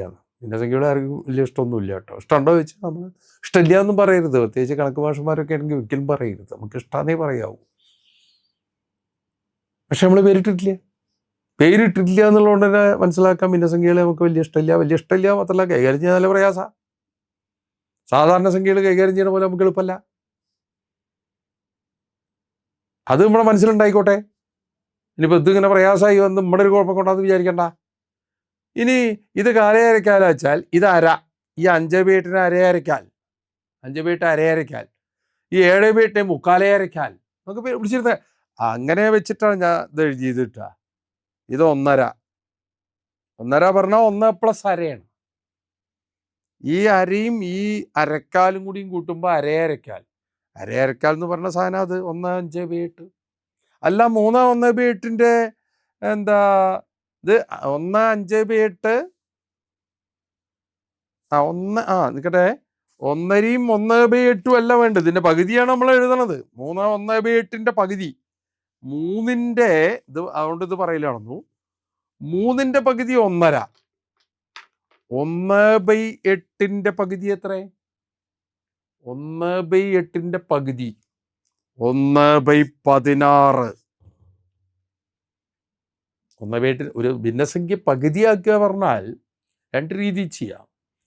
ഒന്ന് അതിൻ്റെ ഛേദം ഇരട്ടിക്കുക. ഛേദം ഇരട്ടിക്കുക. പകുതിയാക്കുക പറഞ്ഞാൽ മുറിക്കുക, ഒന്നും കൂടി മുറിക്കുക, അത് 16 ആക്കി. ഇല്ലെങ്കിൽ അംശം പകുതിയാക്കുക. അംശം പടയോ 1 ആവുകൊണ്ട് ഇന്നെ പകുതിയാക്കിയാൽ കുഴപ്പമാവും. അതുകൊണ്ട് ഇങ്ങനെ നിർത്തി. അപ്പോൾ 1.5യും 1/16 കൂടി കൂട്ടിയാൽ എത്ര? അരയും 1/16 കൂടി കൂട്ടാൻ എളുപ്പ വഴി കെട്ടുണ്ടാവണം അല്ലേ? ഇത് ഈ രണ്ട് ഭിന്നങ്ങൾക്കൊരു പ്രത്യേകത ഉണ്ട്. രണ്ടും 1 അംശായ ഭിന്നങ്ങളാണ്. അങ്ങനത്തെ ഭിന്നങ്ങൾ കൂട്ടാനൊരു എളുപ്പവഴി ഉണ്ട്. മുകളിൽ 18 വരിക, അടിയിൽ 32 വരിക. 18 ഇങ്ങനെ കിട്ടിയത് 2/16, 32 കിട്ടിയത് 2/16, 32. ആൾജിബ്രയിലൊക്കെ പറയുക വെച്ചാൽ 1/a + 1/b എന്ന് പറഞ്ഞാൽ a + b/ab. 2 ആവുമ്പോൾ മാത്രമേ ഇങ്ങനെ കൂട്ടാൻ പറ്റൂ കേട്ടോ. 3 ഇതൊന്നും നടക്കില്ല. അപ്പൊ ഇത് 18/32 ആവുന്ന ചുരുക്കിയിട്ടൊക്കെ എടുത്തു കഴിഞ്ഞാൽ 9/16. അപ്പൊ 1/9/16 എന്നൊക്കെ വരും. 3/1/8 പകുതി കാണാൻ നേരെ എത്ര? അതിൻ്റെ ഒരു പ്രശ്നമുണ്ട്. അല്ല, 3/1/8 പകുതി വേറെ രീതി കാണാം. 3/1/8 പറഞ്ഞാൽ എന്താ? 24 25/8 ഇതാണ് 3/1/8. 25/8 പകുതി കാണാൻ എന്താ എന്ത് മതി? 25/16 എന്ന് എഴുതിയാൽ മതി. അത് 3/1/8 പകുതിയാണ്. ഇത്തരം കാര്യങ്ങളൊക്കെ നമുക്ക് ഉണ്ടെങ്കിൽ ഒരു പ്രോബ്ലം ചെയ്യാനാവില്ല. ചിലപ്പോൾ ഡയറക്റ്റായിട്ട് ഇത് ചോദിക്കാം, 3/1/8 പകുതി എത്രയെന്നുള്ളത്.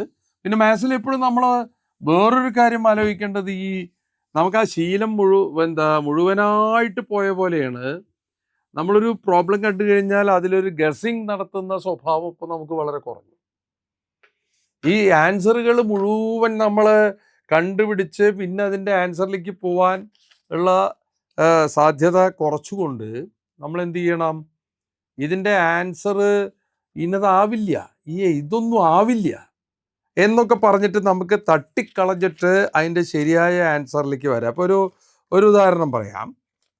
ഇപ്പോൾ 44, 25, 52 ഒരു വലിയ നമ്പർ. 45, 26, 64 വേറൊരു നമ്പർ. 515, 449 വേറൊരു നമ്പർ. 331, 551 വേറൊരു നമ്പർ. ഇതിലൊക്കെ ചിലപ്പോൾ ഇവർ ചോദിക്കുക എന്താ വെച്ചാൽ ഇതിൽ 33ൻ്റെ മൾട്ടിപ്പിൾ ഏതാ, 33ൻ്റെ ഗുണിത ഏതാ? നല്ല പാടാ. അപ്പം ഇതിനെയൊക്കെ 33 കൊണ്ട് അരിച്ചാൽ ഇതിൽ ഏതിനെ 33 കൊണ്ട് അരിച്ചാൽ ആ പൂജ്യനിഷ്ടം കിട്ടുക എന്നാ. ഇത് നമ്മൾ ഹരിച്ചു നോക്കിയിട്ട് ഇത് കണ്ടുപിടിക്കുക, ഈ കണക്ക് ചെയ്യാനേ നേരം ഉണ്ടാവുള്ളൂ. അപ്പോൾ എന്ത് ചെയ്യണം? 33ൻ്റെ എന്താ ഗുണിത ഏതാന്ന് നോക്കാം. 33ൻ്റെ ഗുണിതാണ് ഇതിലേതെങ്കിലും ഒന്ന് എങ്കിൽ അത് 3ൻ്റെ ഗുണിതവും 11ൻ്റെ ഗുണിതവും ഉറപ്പാ. അപ്പൊ നമ്മൾ എന്താ ചെയ്യേണ്ടത്? 3ൻ്റെ ഗുണിതം ആണോ എന്ന് നോക്കുക. ഏതൊക്കെ? അല്ലാത്ത തള്ള. എങ്ങനെ 3ൻ്റെ ഗുണിതം നോക്കുക? ഇതിലെ അക്കങ്ങൾ കൂട്ടി വെക്കുക. 4 4 8 2 15 15 15 22 22 22 3ൻ്റെ ഗുണിതാണോ? അല്ല. അപ്പൊ ഇത് നോക്കണ്ട, ഇതല്ല ഉറപ്പ്. 3ൻ്റെ ഗുണിതം അല്ല. പിന്നെ എങ്ങനെ 33ൻ്റെ ഗുണിതാവുക? അടുത്ത് നോക്കുക. 4 5 9 9 2 11 6 17 6 23 4 27. ഓ, ഇത് ചിലപ്പോൾ സാധ്യത ഉണ്ട്. 11ൻ്റെയും കൂടി ആയി കിട്ടണേ. ഇനി 5 1 6 5 11 4 15 4 19 9 28 28 3ൻ്റെ ഗുണിതാണോ? അല്ല. അപ്പം ഇത് വേണ്ട. 3 3 6 1 7 5 12 5 17 18 18 3ൻ്റെ ഗുണിതാണ്. അപ്പൊ ഇതിലെ ഏതെങ്കിലും ഒന്നാണ്. ഇതോ ഞാൻ അത് 11ൻ്റെ ഗുണിതം കൂടി ആവണം എന്നുള്ള നിലയ്ക്ക് ഏതാ 11ൻ്റെ ഗുണിതം എന്നുള്ളത് നോക്കിക്കഴിഞ്ഞാൽ പിന്നെ എളുപ്പമായി. അത്രേ നമ്മൾ ചെയ്യേണ്ടതുള്ളൂ. എനിക്ക് തോന്നുന്നത് ഇതാണ് തോന്നുന്നു. ലാഭം കിട്ടി. ചിലതൊക്കെ വേഗം കഴിയും കേട്ടോ. ചിലതിലെ ഇങ്ങനെ നോക്കുമ്പോൾ തന്നെ വേഗം കഴിഞ്ഞുണ്ടാവും. അതിൻ്റെ കൂട്ടത്തിൽ നിങ്ങളോട് പറയുക, ഈ 9ൻ്റെ ഗുണിതം, ചിലതിൻ്റെയൊക്കെ ഗുണിതം അറിയാനുള്ള സൂത്രങ്ങൾ അറിയണം. അപ്പം 2ൻ്റെ ഗുണിതങ്ങളൊക്കെ ഇരട്ട സംഖ്യകളാവും. അറ്റം നോക്കിയാൽ മതി. 4ൻ്റെ എന്നുവെച്ചാൽ 2 നോക്കേണ്ടി വരും. ഇപ്പോൾ 7512 ഒരു നമ്പറാണ്. ഇതിപ്പോൾ 2ൻ്റെ ഗുണിതാ കറക്റ്റ്. 4ൻ്റെ ഗുണിത നോക്കുമ്പോൾ 2 നോക്കേണ്ടി വരും. 12 4ൻ്റെ ഗുണിതാണ്. അപ്പോൾ ഇത് മൊത്തം 4ൻ്റെ ഗുണിതാവും. 8ൻ്റെ ഗുണിതാണോ നോക്കാം, 3 നോക്കേണ്ടി വരും. അവസാനത്തെ 3 അക്കം 512 8ൻ്റെ ഗുണിതാണ്. അപ്പോൾ 7512 8ൻ്റെ ഗുണിതാണ്. 3ൻ്റെ ഗുണിതാണോ? ആണ്. അക്കങ്ങൾ കൂട്ടി വെക്കുക. 7 5 12 1 13 15. 5ൻ്റെ ഗുണിതാണോ? അല്ല. മനസ്സിലാവുണ്ടല്ലോ. പിന്നെ 2ൻ്റെ ഗുണിതവും 3ൻ്റെ ഗുണിതവും ആവുകൊണ്ട് 6ൻ്റെ ഗുണിതാവും. 2ൻ്റെയും ഗുണിതാണ് 3ൻ്റെയും ഗുണിതാണ് നമ്മൾ കണ്ടു. 6ൻ്റെ ഗുണിതാവും. 7ൻ്റെ നോക്കണച്ച നോക്കുന്ന വേണം. 9ൻ്റെ ഗുണിതാണോ? എങ്ങനെ 9ൻ്റെ ഗുണിതാണോ നോക്കുക? ഇതിലെ 9കളാണ് കളഞ്ഞാൽ മതി. 9 ഉണ്ടാക്കി കളയാട്ടോ. 7ഉം 2ഉം 9 ഉണ്ടാക്കി കളയുക ചെയ്ത്. പിന്നുള്ളത് എന്താ ബാക്കി? 5ഉം 1ഉം. 5ഉം 1ഉം കൂട്ടിയ എത്ര? 6ആണ്. 9ൻ്റെ ഗുണിതല്ല. മാത്രമല്ല 7512നെ 9 കൊണ്ട് ഹരിച്ചാൽ എത്ര ശിഷ്ടം ചോദിച്ചാൽ അത് 6 ആവും. ഹരിച്ചു നോക്കിക്കോളൂ. ഇപ്പോ 2026 കൊല്ലം, 2025 കഴിഞ്ഞു ഇല്ലേ? 2025നെ 9 കൊണ്ട് ഹരിച്ചാൽ എന്താ ശിഷ്ടം? അല്ലെ 9 കളയായി വേണ്ട. ആദ്യം 9 കളഞ്ഞാൽ രസാ. 2ഉം 2ഉം 4ഉം 5ഉം 9 ഉണ്ടാക്കാം. അപ്പൊ ഒക്കെ പോയി പറഞ്ഞാൽ അതിൻ്റെ അർത്ഥം എന്താ? ഒന്നും ഇനി ബാക്കിയില്ല. ഇത് 9ൻ്റെ ഗുണിതാവും. 2025 9ൻ്റെ ഗുണിതാവും. ഉറപ്പാ. ഹരിച്ചു പോയിക്കോളൂ. ഇനി 2026 ഈ കൊല്ലം ഈ കൊല്ലം നോക്കുമ്പോൾ 9 കളയാൻ കിട്ടുന്നില്ല, കൂട്ടിച്ചേർത്ത് 9 ഉണ്ടാക്കാൻ പറ്റുന്നില്ല.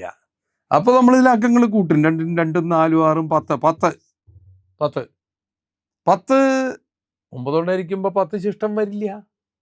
9 കൊണ്ടായിരിക്കുമ്പോൾ 9 കുറവല്ലേ ഇഷ്ടം വരൂ. അപ്പൊ എന്ത് ചെയ്യുക, ഇതിലെ അക്കങ്ങൾ കൂട്ടുക. 10 അക്കങ്ങൾ കൂട്ടിക്കഴിഞ്ഞാൽ 1 ഒന്നാവും കേട്ടോ, ഒന്നാവും ഉറപ്പാ. 2026 9 കൊണ്ടരിച്ചാൽ 1 ശിഷ്ടം. ഇത് ഗുണിതല്ല, 2025 ഗുണിതാണ്. അത് പ്രകാരം നോക്കുമ്പോൾ 7512 9ന്റെ ഗുണിതല്ല. ഇങ്ങനെയൊക്കെ നമുക്കുള്ള നമുക്ക് ചില കാര്യങ്ങളൊക്കെ തിരിച്ച് അറിയേണ്ടതുണ്ട്.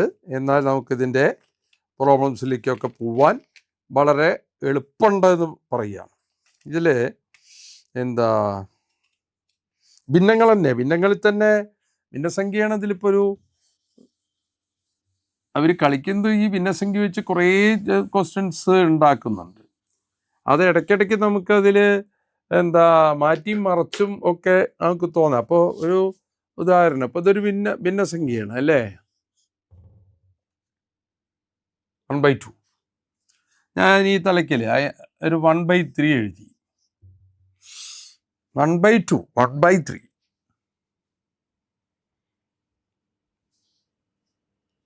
ഇനി ഇതിൻ്റെ ഇടയിലൊരു ഭിന്നസംഖ്യ എഴുതാൻ ചില ആളുകൾ പറയും, ഇനി ഇതിൻ്റെ ഇടയിൽ ഇങ്ങനെ ഭിന്നസംഖ്യ. സരസന്മാരൊക്കെ പലതും പറയും. 1/2 1/3 ഇടയിലുള്ള ഭിന്നസംഖ്യ പറയും 1/2 എന്നൊക്കെ പറയണവരുണ്ട്. 1/2 അങ്ങനെ ഭിന്നസംഖ്യ പറയലില്ല. ഭിന്നസംഖ്യക്ക് ചില നിയമമുണ്ടല്ലോ. P/Q എന്നുള്ള രൂപത്തിൽ എഴുതുമ്പോൾ മുകളിലും ചോട്ടിലും അതിൻ്റെ സംഖ്യകൾ പൂർണ്ണസംഖ്യകളാവണം എന്നൊക്കെ പറയുന്നുണ്ടല്ലോ. അടിയിൽ 0 വരാൻ പാടില്ല എന്ന് കുറേ നിയമങ്ങളുണ്ട്. അപ്പം അങ്ങനെ പറ്റില്ല. 1/2 പറഞ്ഞിട്ട് കഴിച്ചിലാവാൻ പറ്റില്ല. ഇതിനിടയിലൊരു ഭിന്നസംഖ്യ പറയുമ്പോൾ പൊതുവെ ഇല്ല എന്നൊരു തോന്നല. ധാരാളം ഭിന്നസംഖ്യകൾ ഇതിൻ്റെ ഉള്ളിലുണ്ട്. അപ്പോൾ ഭിന്നസംഖ്യ, ഞാനൊരു ഭിന്നസംഖ്യ എഴുതാം കേട്ടോ. 1/2 1/3 ഇടയിലുള്ള ഒരു ഭിന്നസംഖ്യ ഞാൻ എഴുതുക 2/5. എന്താ ചെയ്ത പണി മനസ്സിലായില്ല? ഇതിൻ്റെ അംശങ്ങൾ കൂട്ടി, ന്യൂമറേറ്റേഴ്സ് 1 1 2, ഡിനോമിനേറ്റേഴ്സും കൂട്ടി 2 3 5 2/5. ഉറപ്പാ ഇതിൻ്റെ ഇടയിൽ തന്നെയാണ്. വേണമെങ്കിൽ പറയാം ഈ ആരാന്ന് പറഞ്ഞു കഴിഞ്ഞാൽ 50% 50% അല്ലേ ആരാ. 1/3 എന്ന് പറഞ്ഞു കഴിഞ്ഞാൽ ഇപ്പോൾ ഓണത്തിനൊക്കെ എല്ലായിടത്തും എഴുതിച്ച് കണ്ടിട്ടില്ലേ, 1/3 റിബാറ്റ്. 33 1/3%. ഇതെത്രേ? ഇത് 40%. ഇപ്പോൾ മതിയായല്ലോ. 50% 33 1/3% ഇടയിലല്ലേ 40%. ഇനി ഇതിനിടയ്ക്കൊക്കെ ഭിന്നങ്ങൾ എഴുതാം. ഈ സ്റ്റൈലിൽ എഴുതാച്ചാൽ നമുക്ക് എത്ര വേണമെങ്കിൽ എഴുതാം. ഇപ്പം ഇതിൻ്റെ ഇടയിൽ എഴുതാച്ചാൽ 3/7 എഴുതാം, ഒരു കുഴപ്പമില്ല. ഇനി ഇതിൻ്റെ ഇടയിൽ 3/8 ഇതാട്ടോ വലുത്. എഴുതിയ 5 ഇതാ വലുതേ, അതാ ചെറുത് 1/3. അതിൻ്റെ ഇടയ്ക്കുള്ളതാണ് നമ്മൾ എഴുതണത്. അതിൻ്റെ ഇടയിൽ 3/7 3/8 വന്നു. 3/7 വലുത് 3/8 അപ്പോൾ ഇനി ഇതിനിടയിൽ എഴുതാം 4/9. ഇതിനിടയിൽ എഴുതാം 5/12. ഇതിനിടയിൽ എഴുതാം 5/13 5/12. അതിനൊക്കെ ചെറുതാണ് 5/13. എത്ര വേണമെങ്കിൽ എഴുതാം. ഇപ്പം ഈ ഭിന്നസംഖ്യകളുടെ കാര്യത്തിൽ പറയുമ്പോൾ തന്നെ ഇപ്പോൾ ഇവിടെ ചില പേഴ്സൻറ്റേജുകൾ നമ്മൾ ഇതിനിടയിൽ വന്നു. ഇപ്പോൾ നമുക്കറിയാം 10%, 100% എന്ന് പറയുന്നത് എന്താണ്? ഫുള്ള്. ഇപ്പോൾ ഫ്രാക്ഷനൊക്കെ പറയുക നമുക്കറിയാം ഇത് 75% ഇത് 50% ഇത് 25% നേരത്തെ നമ്മൾ പറഞ്ഞു. പിന്നെ അതിന് താഴത്തേക്കൊക്കെ പറഞ്ഞു ഇത് 12% എന്നൊക്കെ പറഞ്ഞു. ഇത് പകുതിയല്ലേ? പിന്നെ ഇതിൻ്റെ പകുതി 6.25%. അതിൻ്റെ പകുതി 3.1/8%. ഇപ്പോൾ എന്താ ഇതൊക്കെ ഗുണം കിട്ടുക വെച്ചാൽ ഇത് നമുക്ക് ഇടയ്ക്ക് ഇങ്ങനെ മാറ്റി അങ്ങോട്ടും കൂടി ചെയ്യുമ്പോൾ ക്രിയക്ക് അത് ലാഭം കിട്ടും. ഇപ്പം 12% ഒരു നമ്പറിൻ്റെ 12% കാണണം നോക്കുക. ഇപ്പം 32ൻ്റെ 12% കാണണം. 32ൻ്റെ 12% കാണണമെന്ന് 32നെ 12% കൊണ്ട് മൾട്ടിപ്ലൈ ചെയ്യാനുള്ള പ്രയാസമുണ്ടോ? 32നെ 1/8 കൊണ്ട് മൾട്ടിപ്ലൈ ചെയ്തിട്ട് 32ൻ്റെ 1/8 ഭാഗമാണെന്ന് പറയണു. 32ൻ്റെ 8-1 എന്ത് എളുപ്പ? പകുതിയുടെ പകുതി. 32, 16, 8, 4 എന്തെളുപ്പ? 12% വെച്ച് മൾട്ടിപ്ലൈ ചെയ്യാച്ചാലും. അപ്പം നമുക്ക് സൗകര്യത്തിന് ഇനി ഇതിൽ തന്നെ നോക്കിക്കോളൂ. ഇത് 33.1/3%. അല്ലെങ്കിൽ 33.1% 3/3. 66.2/3% എന്ന് പറഞ്ഞു കഴിഞ്ഞാൽ 2/3. ഇതിൻ്റെ ഇരട്ടി. ഇങ്ങനെ നമുക്ക് വളരെ എളുപ്പത്തിൽ ഇപ്പം 5ൻ്റെ കാര്യം പറയാ വെച്ചാൽ 1/5 എന്ന് പറഞ്ഞാൽ 20%. 2/5 എന്ന് പറഞ്ഞാൽ ഇരട്ടി 40%. 3/5 എന്ന് പറഞ്ഞാൽ 60%. 4/5 എന്ന് പറഞ്ഞു കഴിഞ്ഞാൽ 80%. ഇതൊക്കെ നമുക്ക് ഒന്ന് സെറ്റ് ചെയ്ത് വെക്കാൻ വലിയ പ്രയാസം വരില്ല. എപ്പോഴും ഓർമ്മ ഉണ്ടാവണേ, മുകളിൽ എഴുതിയത് ഇങ്ങനെ ഇടയ്ക്കിടയ്ക്ക് വായിക്കണം. പഠിപ്പിക്കാൻ പറ്റിയതല്ല, പഠിക്കാൻ പറ്റിയതാ കണക്ക്. ഇതിങ്ങനെ ഉണ്ടെങ്കിൽ ഇതൊക്കെ ഇങ്ങനെ സെറ്റ് ചെയ്ത് വെച്ചാൽ നമുക്ക് ഓരോ സമയത്തും നമുക്കിതിങ്ങനെ എടുത്ത് ഉപയോഗിക്കാൻ പറ്റും എന്നുള്ളതാണ് ഇതിൻ്റെയൊക്കെ ഒരു മെച്ചം കാണുന്നത്. ഇനിയിപ്പോൾ ഇതിൽ തന്നെ പലതരം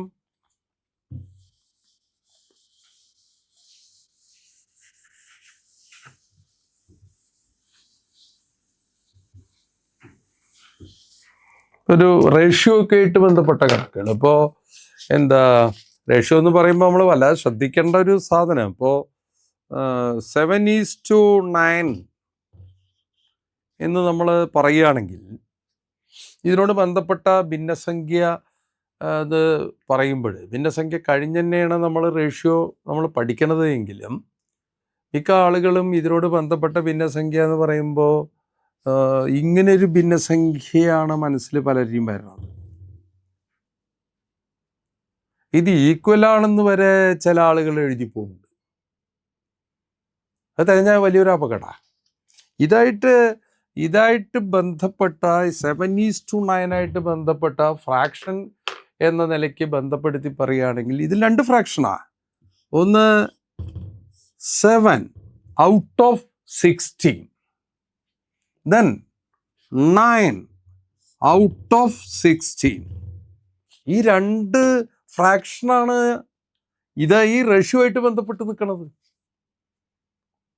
ഇത് നമ്മൾ കൃത്യമാക്കണം. 7 ആണ് അയാളൊക്കെ വെച്ചാൽ 9. 7 പുരുഷന്മാരാണുള്ള വെച്ചാൽ 9 സ്ത്രീ. ആ റേഷ്യോയിലാണ് പുരുഷന്മാരെയും സ്ത്രീകളുടെയും അംശബന്ധം. അപ്പോൾ ഒരു ക്ലാസ്സിൽ ഒരു പ്രോബ്ലം കണ്ടിട്ടുണ്ട്. A ഡിവിഷനിൽ B ഡിവിഷനിൽ കുട്ടികളുടെ റേഷ്യോ 7:9 ആണ്. 7:9 എന്ന് പറഞ്ഞു കഴിഞ്ഞാൽ Aയിൽ 7 കുട്ടികളോ Bയിൽ 9 കുട്ടികളോ എന്ന് അർത്ഥമൊന്നുമില്ല. 7:9. 7:9 എന്ന് പറഞ്ഞാൽ എന്തൊക്കെയാവാം? 7, 7, 9 ആവാം, 14, 18 ആവാം. ഈക്വൽ റേഷ്യോ ആണ്. ഇനി 7 into 3 21, 27 ആവാം. ഇനി 7 into 4 28, 9 into 4 36 ആവാം. ഇതൊക്കെ ആവാം. ഇവിടെ ക്വസ്റ്റ്യൻ അവിടെ കണ്ടത് ഇപ്പോൾ റേഷ്യോ 7:9 ആണ്. എ ക്ലാസ്സിൽ നിന്ന് 6 കുട്ടികളെ ബി ക്ലാസ്സിലേക്ക് മാറ്റി. അപ്പോൾ റേഷ്യോ 7:9 എന്നുള്ളത് 1:3 ആയി.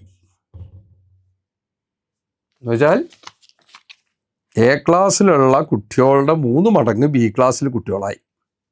6 കുട്ടികളെ മാറ്റിയപ്പോൾ അങ്ങനെ വെച്ചാൽ ആ 2 ക്ലാസ്സിലും കൂടി എത്ര കുട്ടികളാണുള്ളതാണ്? ഇപ്പോഴത്തെ അവസ്ഥയിൽ ഇപ്പം എന്താ ഇങ്ങനെ മാറ്റിയാൽ ആകെയുള്ള കുട്ടികളുടെ 1/4 ഭാഗമാണ് എയിലുണ്ടാവുള്ളൂ, 3/4 ഭാഗവും ബിയില്ല. മുമ്പേ അങ്ങനെയല്ല, ഈ അവസ്ഥയിലേക്ക് വന്നാൽ അങ്ങനെയാവും. ആകെയുള്ള കുട്ടികളുടെ 1/4 ഭാഗം എയില്, 3/4 ഭാഗം ബിയില്. അപ്പം ഈ നമ്പറുകളൊക്കെ ആവാട്ടോ ക്ലാസ്സിലെ കുട്ടികളുടെ എണ്ണം. ക്ലാസ്സിലെ കുട്ടികളുടെ എണ്ണം ആവുകൊണ്ട് നമ്മൾ ഇതുവരെ എഴുതിയതാ. 1:35 1:40 ഇങ്ങനെയൊക്കെയാണല്ലോ ഇപ്പോൾ നിൽക്കണത്. ഇതിലും വീതൊന്നും കുട്ടികളുണ്ടാവില്ലല്ലോ എ ക്ലാസ്. അപ്പോൾ വേറെ ഡിവിഷനും ഇതൊക്കെ ആവുമല്ലോ. അങ്ങനെ നോക്കുമ്പോൾ നിങ്ങൾ ശ്രദ്ധിക്കൂ, ഏന്ന് 6 കുട്ടിയെ അങ്ങോട്ട് ആക്കുമ്പോഴേക്കും ഇങ്ങനെ ആവണം. അതിങ്ങനെ ശ്രദ്ധിച്ച് നോക്കിയാൽ നമുക്കിങ്ങനെ ഒരു ട്രയൽ ആൻഡ് എററിൽ നോക്കിയാൽ തന്നെ ഇപ്പോൾ 21 എന്ന 6 കുട്ടികളെ അങ്ങോട്ട് മാറ്റിയാൽ ഇവിടെ 15 ആവും. 6 പോയല്ലോ. ഇവിടെ 6 കിട്ടിയാൽ 33 ആവും. 15 33. ഏയ് ശരിയായിട്ടില്ല. 3 മടങ്ങുണ്ടാവണം. ശ്രദ്ധൊന്ന് നോക്കി നോക്കുക. ഈ 14 എന്നൊരു 6 കുട്ടിയെ കളഞ്ഞാൽ അവിടേക്ക് കൊടുത്താൽ 14 6 കുട്ടിയെ കളഞ്ഞാൽ ബാക്കി ഇതിൽ 8 കുട്ടി, 6 കുട്ടിയെ അങ്ങോട്ട് കൊടുത്തു. അപ്പോൾ അവിടെ 6 കുട്ടിയെ കിട്ടി. 18 6 24. ഇവിടെ 8 ശരിയായി. ഇപ്പോൾ 1:3 ആയി. അപ്പോൾ 14 കുട്ടി എയിലും 18 കുട്ടി ബിയിലോന്ന് ഇപ്പം നിലവിൽ 2 ക്ലാസ് കൂടി. അപ്പോൾ എത്ര കുട്ടിയാ? 32 കുട്ടി. ഈ രീതിയിൽ നമ്മൾ ഇതിനെ സമീപിക്കാൻ ഏറ്റവും നല്ലത്. ഇനി ഇവിടെ ഈ ഏരിയയൊക്കെ വന്നിട്ട് വല്ലാതെ വരുന്നുണ്ട്.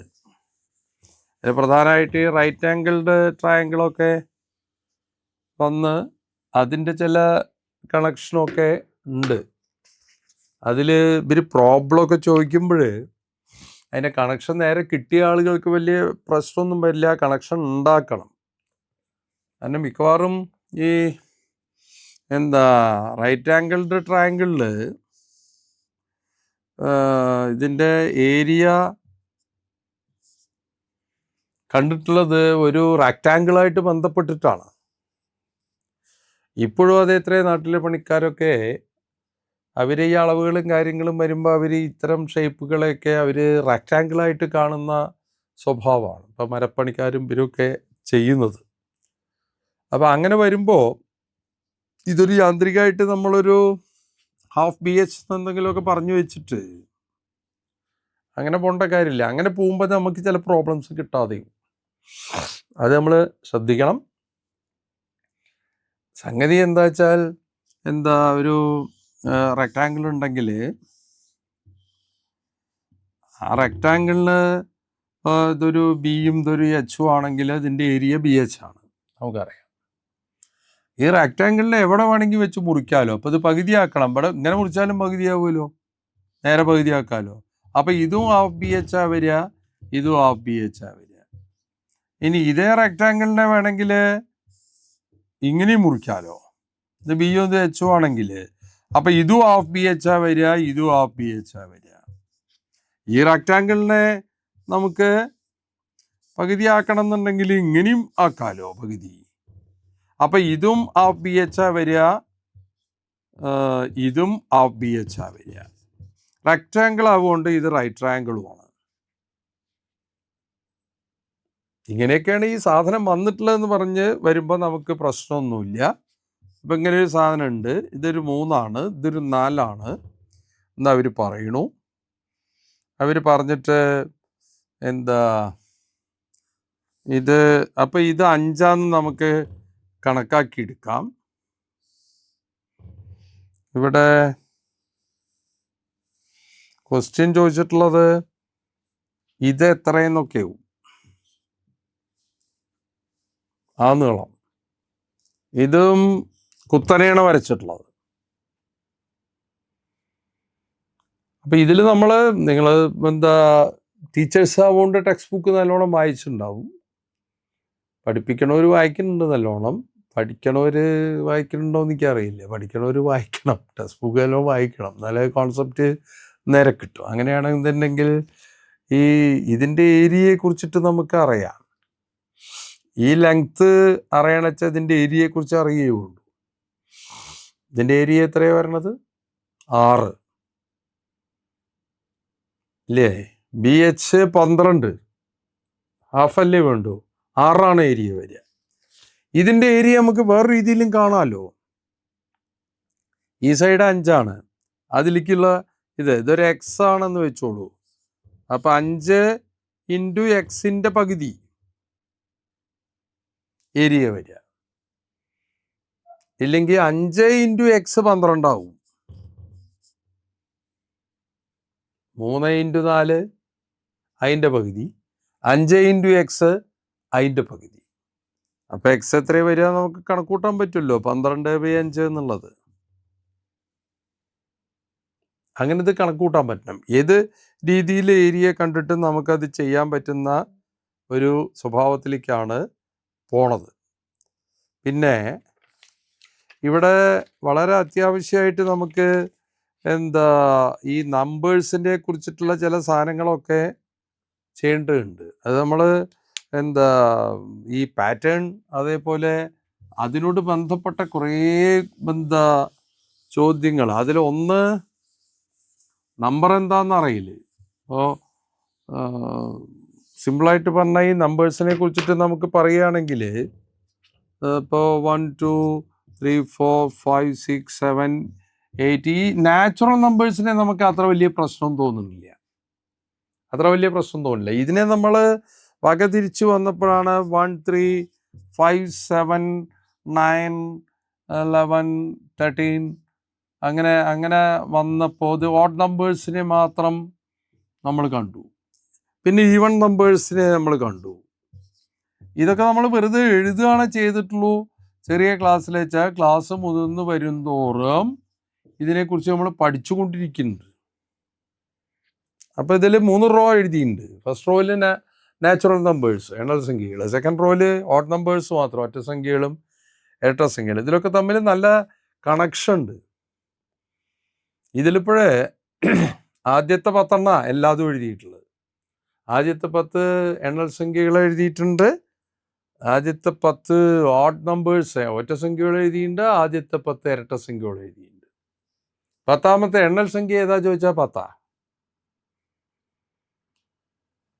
10ാമത്തെ ഒറ്റ സംഖ്യ ഏതാ ചോദിച്ചാൽ പരിങ്ങൽ വരലുണ്ട് ആൾക്കാർക്ക്. 10ാമത്തെ ഇരട്ട സംഖ്യ വലിയ പ്രശ്നമില്ല. 10ാമത്തെ എണ്ണൽ സംഖ്യ പ്രശ്നമില്ല 10. 10ാമത്തെ ഇരട്ട സംഖ്യ പ്രശ്നമില്ല 20. 10ാമത്തെ ഒറ്റ സംഖ്യ ചോദിച്ചാൽ ചെറിയൊരു പ്രശ്നമുണ്ട്. 25ാമത്തെ ഒറ്റ സംഖ്യ ചോദിച്ചാൽ ചെറിയൊരു പ്രശ്നമുണ്ട്. അത് മാറണം. 25ാമത്തെ ഇരട്ട സംഖ്യ നമുക്ക് മാറില്ല 50. 25ാമത്തെ ഒറ്റ സംഖ്യ അത് തൊട്ട് മുമ്പ് വരും. അപ്പോൾ 75ാമത്തെ ഒറ്റ സംഖ്യ ഏതാ ചോദിച്ചാൽ 75ാമത്തെ ഇരട്ട സംഖ്യയെ ഓർമ്മിക്കുക. 75ാമത്തെ ഇരട്ട സംഖ്യ 150. അപ്പോൾ 75ാമത്തെ ഒറ്റ സംഖ്യ തൊട്ട് പിന്നുണ്ടാവും 149. ഇങ്ങനെ പോകണം. ഇനി അതും മാത്രമല്ല, ഇതിൻ്റെ കുറേ കണക്ഷൻ നമുക്ക് മനസ്സിലാക്കിയെടുക്കണ്ട. നോക്കൂ, ആദ്യത്തെ 10 എണ്ണൽ സംഖ്യകൾ കൂട്ടിയതിൻ്റെ ഇരട്ടി വരും ആദ്യത്തെ 10 ഇരട്ട സംഖ്യകൾ കൂട്ടിയ. കാരണം ഓരോന്നും ഇരട്ടയാണ്. ഇതിൽ ഒന്നാമത്തെ 1, ഇതിൽ 2, ഇതിൽ 4, 3 6, 4 8, 5 10. അപ്പം ആദ്യത്തെ 10 എണ്ണൽ സംഖ്യകൾ കൂട്ടിയ 55 കിട്ടുക. എന്നാൽ ആദ്യത്തെ 10 ഇരട്ട സംഖ്യകൾ കൂട്ടിയ 110 കിട്ടുക. അങ്ങനെ കിട്ടണം. ഇതിൻ്റെ പകുതിയാണത്. എങ്ങനെ ആദ്യത്തെ 10 ഇരട്ട സംഖ്യ കൂട്ടുക? എളുപ്പമാണ്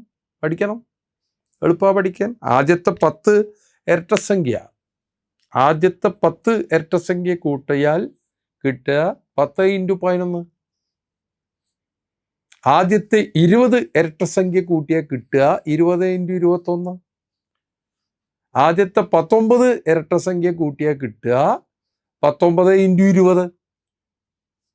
എത്രാമത്തേന്നാ പ്രശ്നം കേട്ടോ. ചിലപ്പോൾ ചോദ്യം എങ്ങനെയാ കൂട്ടോ,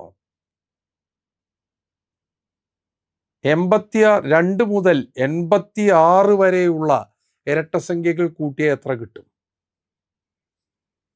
2 മുതൽ 86 വരെയുള്ളതെന്നാ. അപ്പൊ 86 എത്രാമത്തെ അറിയണം? 86 43ാമത്തെ ഇരട്ടസംഖ്യയാണ്. അപ്പൊ ഈ ചോദ്യം ശരിക്കും എന്താ? ആദ്യത്തെ 43 ഇരട്ടസംഖ്യ കൂട്ടിയാൽ എത്ര കിട്ടുക എന്നാ. ആദ്യത്തെ 43 ഇരട്ടസംഖ്യ കൂട്ടിയാൽ എത്ര കിട്ടുക? 43 × 44. അടുത്ത നമ്പർ കൊണ്ട് മൾട്ടിപ്ലൈ ചെയ്യുക. ശരിയാവും. വേറെയും പല രീതികളുണ്ട്. എന്നാൽ ആദ്യത്തെ 86 ഒറ്റ സംഖ്യ കൂട്ടിയാൽ എത്ര കിട്ടുക? അല്ല, ആദ്യത്തെ 86 എണ്ണൽ സംഖ്യകൾ കൂട്ടിയാൽ എത്ര കിട്ടുക? ആദ്യത്തെ 86 എണ്ണൽ സംഖ്യകൾ കൂട്ടിയാൽ കിട്ടുക എത്ര? 86 വല്ല ഇരട്ട സംഖ്യകൾ കൂട്ടിയത് 43 × 44 ആണെങ്കിൽ 43 × 44ന്റെ പകുതി. എന്നാൽ ഒറ്റ സംഖ്യകൾ അങ്ങനെയൊന്നുമല്ല. ഒറ്റ സംഖ്യകൾ ആദ്യത്തെ 10 കൂട്ടിയാൽ 100 കിട്ടുക. കുറച്ചുകൂടി എളുപ്പ. ആദ്യത്തെ 10 കൂട്ടിയാൽ 100 കിട്ടുക. ആദ്യത്തെ 5 കൂട്ടിയാൽ 25 കിട്ടുക. കൂട്ടിയേക്കോളൂ. ആദ്യത്തെ 5 കൂട്ടിയാൽ 25 കിട്ടുക. ആദ്യത്തെ 8 കൂട്ടിയാൽ 64 കിട്ടുക. കണക്ഷൻ മനസ്സിലായിണ്ടാവും. ഇത്തരം സാധനങ്ങളെല്ലാം നമ്മൾ വളരെ ക്ലിയറാക്കി നിർത്തേണ്ടതുണ്ട്. അത് കുറേ അതിൻ്റെ ഫോമുലയൊന്നും വെച്ചിട്ട് കളിക്കേണ്ട കാര്യമൊന്നുമില്ല.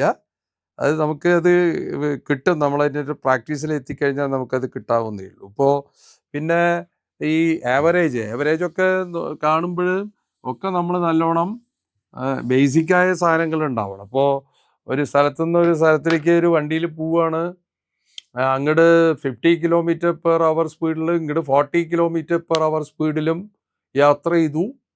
ശരാശരി സ്പീഡ് അങ്ങോട്ട് 50 km/h ആണ്, ഇങ്ങോട്ട് 40 km/h ആണ്. അപ്പോൾ മൊത്തം യാത്രയുടെ ആവറേജ് സ്പീഡ് എന്താന്നൊക്കെ ചോദിച്ചു കഴിഞ്ഞാൽ 45 എന്ന് പറയരുത്. ആശയപരമായിട്ട് ശരിയാവില്ല. ഡിസ്റ്റൻസ് അറിയണം. ഈ സ്ഥലത്തുനിന്ന് ആ സ്ഥലത്തേക്ക് ഡിസ്റ്റൻസ് ഏതാ നല്ലത്? 50 അങ്ങട് 40 ഇങ്ങടാച്ച 200 ഡിസ്റ്റൻസ് എന്ന് കരുതുക. എത്ര കരുതിയാലും കുഴപ്പമില്ല. ക്രിയ ശരിയാവാൻ വേണ്ടിയിട്ടാണ് ഞാൻ 200 പറഞ്ഞ്. അങ്ങട് 50 km/h സ്പീഡ് വെച്ചാൽ 200 ഓടാൻ 4 മണിക്കൂർ. ഇങ്ങോട്ട് 40 km/h സ്പീഡ് വെച്ചാൽ ഇങ്ങോട്ട് ഓടാൻ 5 മണിക്കൂർ. അങ്ങോട്ട് 4 മണിക്കൂർ, ഇങ്ങോട്ട് 5 മണിക്കൂർ, ആകെ 9 മണിക്കൂർ. ഇയാൾ എത്ര ദൂരം ഓടി? 200 400 ഓടി. അത് ഓടിയതിന് എത്ര സമയം എടുത്തു? 9 മണിക്കൂർ. അപ്പം ശരാശരി സ്പീഡ് എന്താ? 400/9. അത് 45 അല്ല, 45 ഇല്ല, 44 4/9 അങ്ങനെ എന്തോ വരൂ. ശ്രദ്ധിക്കണം.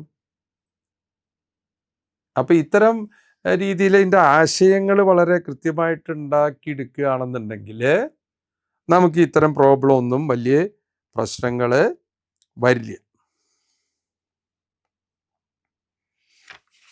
പിന്നെ ഈ സംഖ്യകളുടെ മടങ്ങ് കാര്യങ്ങളൊക്കെ വരുമ്പോൾ നമുക്കിപ്പോഴും ഇങ്ങനെ കൺഫ്യൂഷനൊക്കെ അതൊക്കെ ശരിയാവും. കുറേ നമ്മൾ മെൻ്റൽ വർക്കിൽ നമ്മൾ ചെയ്യണം. എന്ത് കണ്ടാലും നമ്മൾ ഒരു ആൾജിബ്രയിലേക്കും ഇതിലേക്കും ഒന്നും പോയിട്ട് ആലോചിച്ചിട്ട് കുഴപ്പമുണ്ടാക്കരുത്. അപ്പം അതിൽ കേട്ട 2ൽ ചോദിക്കും ഈ ക്ലോക്കായിട്ട് ബന്ധപ്പെട്ട കാര്യങ്ങൾ. ഇതൊക്കെ ഒന്ന് വളരെ കൃത്യമാക്കി വെക്കുക. അപ്പോൾ ക്ലോക്കായിട്ട് ബന്ധപ്പെട്ട ടൈമിംഗ് ഒക്കെ നല്ല ഇതായിട്ട് നോക്കണം. അപ്പോൾ എന്താ ചോദ്യങ്ങൾ വരൽ? 11:10 വെച്ചാൽ എന്താണ് ആംഗിള് എന്നൊക്കെ ചോദിച്ചിട്ടുള്ള ചോദ്യങ്ങളൊക്കെ വരലുണ്ട്. അപ്പം അതിൽ വരണം എന്നുണ്ടെങ്കിൽ നമുക്ക് മൊത്തം ഇതിൻ്റെ ഒരു ധാരണ ഉണ്ടാവണം. ഇത് മൊത്തം ഒരു 360 ഡിഗ്രിയാണ്. 360 ഡിഗ്രിയിൽ ഇവിടെ 1 മുതൽ 12 വരെ എഴുതിയിട്ടുണ്ട്. 12 സംഖ്യകൾ വട്ടത്തിൽ എഴുതിയാൽ 12 ഗ്യാപ്പാ. 12 സംഖ്യകൾ നീളത്തിൽ എഴുതിയാൽ 11 ഗ്യാപ്പേ വരൂ കേട്ടോ. ഇത് വട്ടത്തിലാണ് എഴുതിയിട്ടുള്ളത്. ഓരോ ഗ്യാപ്പും 30 ഡിഗ്രി വീതമാണ്. ഓരോ ഗ്യാപ്പും 30 ഡിഗ്രിയാ. ആകെ 360 സർക്കിളിൽ. അറിയണം. മണിക്കൂർ സൂചി, മിനിറ്റ് സൂചി. ഒരു ഗ്യാപ്പ് 30 ഡിഗ്രി വെച്ചാൽ മിനിറ്റ് സൂചി ഒരു നമ്പറിൽ നിന്ന് ഒരു നമ്പറിലേക്ക് 5 മിനിറ്റ് കൊണ്ട് എത്തും. 5 മിനിറ്റിൽ മിനിറ്റ് സൂചി 30 ഡിഗ്രി കവർ ചെയ്യും. അപ്പോൾ അത് ഒരു മിനിറ്റിൽ 6 ഡിഗ്രി കവർ ചെയ്യുന്നുണ്ട്. എന്നാ മണിക്കൂർ സൂചിയോ? മണിക്കൂർ സൂചി ഒരു നമ്പറിൽ നിന്ന് ഒരു നമ്പറിലേക്ക് എത്താൻ 60 മിനിറ്റാ സമയം എടുക്കുക. ഒരു മണിക്കൂറാണ് എടുക്കുക. ഒരു മണിക്കൂർ 30 ഡിഗ്രി കവർ ചെയ്യാൻ ഒരു മണിക്കൂർ 60 മിനിറ്റ് എന്ന് വെച്ചാൽ അത് ഒരു മിനിറ്റിൽ 1/2 ഡിഗ്രിയെ പോണുള്ളൂ. ഒരു മിനിറ്റിൽ 1/2 ഡിഗ്രി. മിനിറ്റ് സൂചി ഒരു മിനിറ്റിൽ 6 ഡിഗ്രി. മണിക്കൂർ സൂചി ഒരു മിനിറ്റിൽ 1/2 ഡിഗ്രി. മണിക്കൂർ സൂചിയുടെ 12 മടങ്ങ് സ്പീഡാ മിനിറ്റ് സൂചിക്ക്. ഇതൊക്കെ ഫിക്സ് ചെയ്യണം. അങ്ങനെയാണെന്നുണ്ടെങ്കിൽ ഇപ്പോൾ പറയുകയാണ് 11:10 11:10 എങ്ങനെ ഉണ്ടാവുക? സൂചികൾ 11 ഇങ്ങോട്ട് കടന്നൊക്കെ ഉണ്ടാവൂല്ലേ? ഇപ്പം അങ്ങനെ കറക്റ്റിലും ആവൂല്ലേ? 2 കറക്റ്റിലാവും. ഇത് 11 കറക്റ്റിലല്ല. അപ്പൊ നമ്മള് ഈ ആംഗിൾ എത്രയെന്ന് നമ്മളോട് ചോദിക്കുക. 11:10 എങ്ങനെയാ നമ്മൾ കണക്ക് കൂട്ടുന്നത്? നമ്മൾ ബോധപൂർവ്വം നമുക്ക് കണക്കിന്റെ ഉത്തരം കിട്ടില്ലേ ഉണ്ട്. അതിന് ചില ഇതൊക്കെ ശരിക്കുള്ള ക്ലോക്ക് പോയി ചെയ്യരുത്. ഈ സൂചിയെ നമുക്കൊന്ന് കറക്റ്റിലേക്ക് പിടിക്കുക. ഇത് 11 കടന്നെത്തിണ്ടാവും. കറക്റ്റാക്കിയിട്ട് വെറുതെ നിർത്തുക. ശരിക്കുള്ള ക്ലോക്ക് ചെയ്യരുത്. അത് പിടിച്ച് പൊട്ടിച്ച ക്ലോക്ക് കേടുവരുത്തരുത്. ഇത് 11ലേക്ക് ആക്കുക. അപ്പം ശരിക്ക് 11:10 പറഞ്ഞാൽ അത്രയേ ഉള്ളൂ. അപ്പം 11 തന്നെ ഇത് ശരിക്കും നിൽക്കണേ, ശരിക്കും 2 തന്നെ നിൽക്കണ വെച്ചാൽ കുറച്ചും കൂടി അധികം വരും. ആ ബാക്കി എത്ര അധികം വന്നു വെച്ചാൽ നമുക്ക് കുറച്ചിടാം. ആ 10 മിനിറ്റിൽ വ്യത്യാസം വന്ന് കുറച്ചിട്ടാൽ മതിയല്ലോ. അപ്പോൾ ഇവിടെ നമ്മൾ 3 ഗ്യാപ്പ് ഉണ്ട്. 1 2 3 3 ഗ്യാപ്പ് വരുമ്പോൾ 90 ഡിഗ്രി വരും. ഇത് കറക്റ്റ് ഇങ്ങനെ 11ലും 2ലും നിൽക്കണ വെച്ചാൽ 90 ഡിഗ്രിയാണ് വരിക. പക്ഷേ ഒരു 10 മിനിറ്റ് ഇവൻ ഓടി. ആര്? മണിക്കൂർ സൂചി. മണിക്കൂർ സൂചി 1 മിനിറ്റിൽ എത്ര ഡിഗ്രിയാ ഓടുക? 1/2 ഡിഗ്രി. 1 മിനിറ്റിൽ 1/2 ഡിഗ്രി. അപ്പം അത് 10 മിനിറ്റിൽ ഓടുക എത്ര? 5 ഡിഗ്രി. 5 ഡിഗ്രി. അപ്പം ഈ 5 ഡിഗ്രിയാണ് ഈ ഗ്യാപ്പ്. ഈ ഗ്യാപ്പ് 5 ഡിഗ്രിയാ. ഇത് 90 ശരിക്ക്. അപ്പം ഈ 5 ഡിഗ്രി കുറച്ചോളണം. അപ്പം 80 ഡിഗ്രി എന്നുള്ളത് എന്തായിട്ട് 90 ഡിഗ്രി എന്ന് എന്തായിട്ട് മാറും? 85 ഡിഗ്രി ആയിട്ട് പിടിക്കും.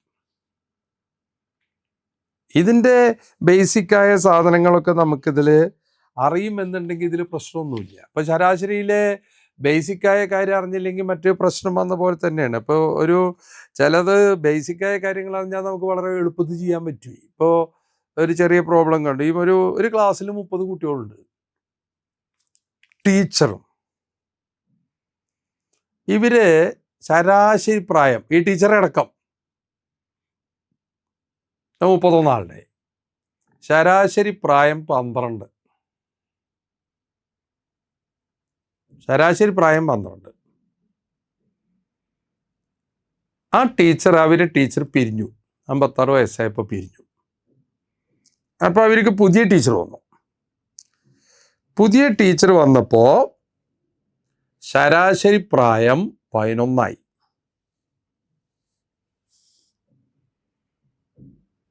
പഴയ നമ്മുടെ ടീച്ചർ ഉണ്ടായപ്പോൾ 56 വയസ്സ്. ആ ടീച്ചർ ഉണ്ടായപ്പോൾ ശരാശരി പ്രായം 12. പുതിയ ടീച്ചർ വന്നപ്പോൾ ശരാശരി പ്രായം 11. എന്താ കാരണം? പുതിയ ടീച്ചറാണ്, ഫ്രഷ് അപ്പോയിൻമെൻ്റ് ആണ്. പിരിഞ്ഞുപോയ ടീച്ചറുടെ പ്രായം ഉണ്ടാവില്ല. അതുകൊണ്ട് ശരാശരി കുറഞ്ഞു. എത്ര കുറഞ്ഞു? 1. 12 എന്നുള്ളത് 11. ഇത് നമുക്ക് കുറേ വളഞ്ഞുകൊണ്ട് ആലോചിക്കാട്ടോ. അതിൻ്റെ ഒന്നും ആവശ്യമില്ല. എന്തേ വേണ്ടു? 31 ആളല്ലേ. ശരാശരി 1 കുറഞ്ഞു എന്ന് പറഞ്ഞാൽ അതിൻ്റെ അർത്ഥം എന്താ? എല്ലാവരെയും 1 കുറഞ്ഞു എന്ന് കൂട്ടിക്കോളുക. 30 കുട്ടികൾക്കും പിന്നെ പുതിയ ടീച്ചറും 31 ആൾക്കും 31 ആൾക്ക് 56 ആളെ പിരിഞ്ഞു പോയ നമ്പർ.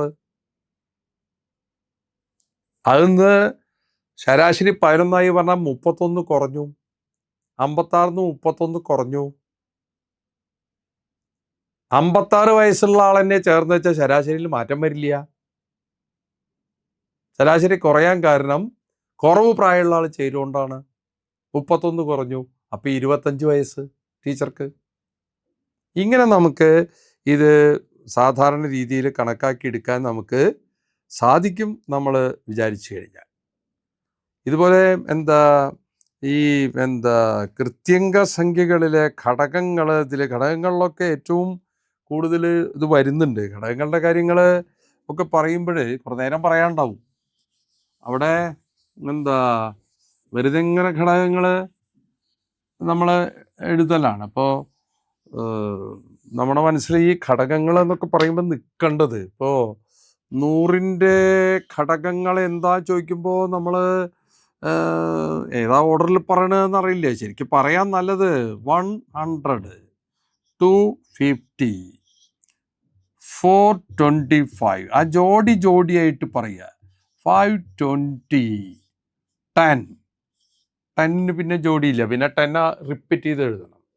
അത് എഴുതണ്ട. അപ്പോൾ ഇതിലെഴുതുമ്പോൾ നമ്മൾ ഇങ്ങനെ എഴുതിയാൽ മതി. 100, 250, 425, 520, 10 എന്ന രീതിയിൽ നമ്മൾ എഴുതിയാൽ മതി. 100 എത്ര ഘടകങ്ങളുണ്ടാകെ? 1, 2, 2, 4, 6, 8, 9 ഘടകങ്ങൾ. 9 ഘടകങ്ങളുണ്ട്. അപ്പോൾ ഒരു ക്വസ്റ്റ്യൻ വരികയാണ്. ഇപ്പം നമ്മൾ ഒരു 27 എന്ന് പറഞ്ഞാൽ എന്താ? 3 ക്യൂബ്. ഇതിന് എത്ര ഘടകങ്ങളാ? 4 ഘടകങ്ങളാണ്. ഈ പവറിൽ നോക്കിയിട്ട് പറയാൻ പറ്റും. ഇപ്പോൾ 32, 2⁵5. അപ്പം ഇതിന് എത്ര ഘടകങ്ങളാ? 6 ഘടകങ്ങൾ. 6 ഘടകങ്ങളാ വരിക. ഇത് ഈ പവർ നോക്കിയിട്ട് നമുക്ക് തന്നെ എഴുതിയാൽ മതി. അങ്ങനെയാകുമ്പോൾ ഈ 9 ഘടകങ്ങളുള്ള ഒരു നമ്പർ നമുക്ക് കണ്ടുപിടിക്കാൻ പറ്റുമോ? 9 ഘടകങ്ങളുള്ള വേറെ നമ്പർ. ഇപ്പം 100 എന്ന നമ്പറിന് 9 ഘടകമുണ്ട്. ക്വസ്റ്റ്യൻ ഇങ്ങനെ വരാമല്ലോ. താഴെ പറയുന്നതിൽ 9 ഘടകങ്ങളുള്ള നമ്പർ ഏത്? 100 ഇല്ല. ഇനി എങ്ങനെ 9 ഘടകങ്ങളുള്ള നമ്പർ ഈ കണക്കിൽ പറയാലോ നമുക്ക്.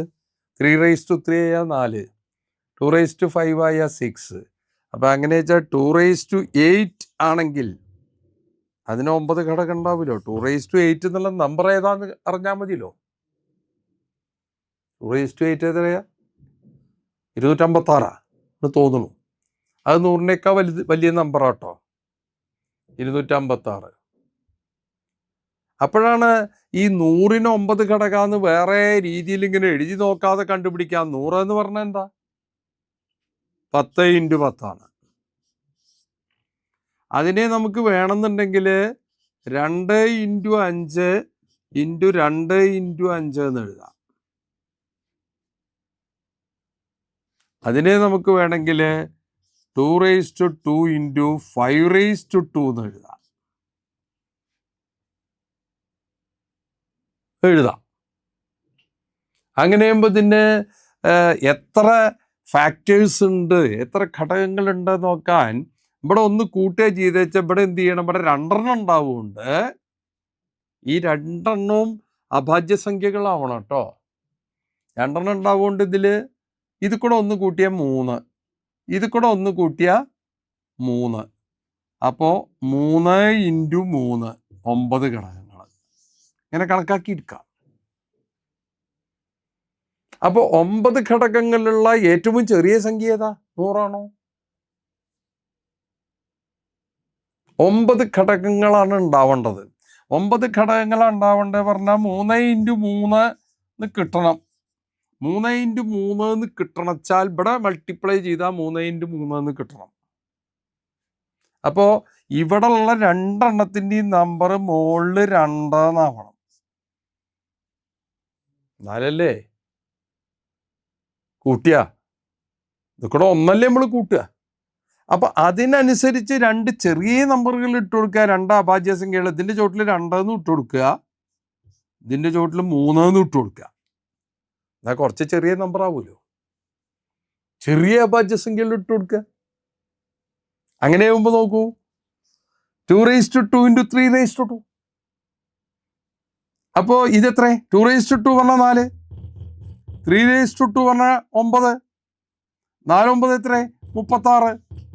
36ന് 9 ഘടകങ്ങളുണ്ട്. 100-നേക്കാൾ എത്രയോ ചെറിയ സംഖ്യ 36. ആ 36ന് 9 ഘടകങ്ങളുണ്ട്. അപ്പോൾ 9 ഘടകങ്ങളുള്ള ഏറ്റവും ചെറിയ സംഖ്യ 36. പിന്നെ 100 തോന്നുന്നു. നോയിക്കോളൂ, 36 കഴിഞ്ഞാൽ 100 തോന്നുന്നു. ഇങ്ങനെ നമുക്ക് എത്ര ഘടകങ്ങളുള്ള നമ്പറിനെയും വേണമെങ്കിൽ കണ്ടുപിടിക്കാൻ പറ്റും കേട്ടോ. അപ്പോൾ നമുക്കൊരു മോഹം തോന്നുകയാണ്, ഒരു 25 ഘടകങ്ങളുള്ള ഒരു നമ്പറിനെ ഒന്ന് കണ്ടുപിടിക്കാൻ മോഹം തോന്നുക. 25 ഘടകങ്ങളുള്ള വല്ല നമ്പറും ഉണ്ടോന്ന്. അങ്ങനെ മോഹം തോന്നിക്കഴിഞ്ഞാൽ നമുക്ക് എന്തേ വേണ്ടു? 25 എന്ന് പറയുമ്പോൾ എന്താ? 5 × 5. ഈ 5 × 5 മൾട്ടിപ്ലൈ ചെയ്ത് കിട്ടണം എന്നുണ്ടെങ്കിൽ 2 നമ്പറിൻ്റെ മീതെ പവറിൽ 4 നിൽക്കണം. അപ്പം അതിൽ ചെറിയ 2 നമ്പർ എഴുതുക. ഒന്ന് 2⁴, പിന്നെ ഒരു 3⁴. ഇത് ഏതാ നമ്പറാ നോക്കിയാൽ മതി. ഈ നമ്പറിന് 25 ഘടകം ഉണ്ടാവും. ഉറപ്പാ? അപ്പം ഇതേതാ നമ്പർ? ഇത് 16. ഇതേതാ? 81. 16നെ 81 കൊണ്ട് ഗുണിച്ചാൽ എന്താ കിട്ടുക? 1296.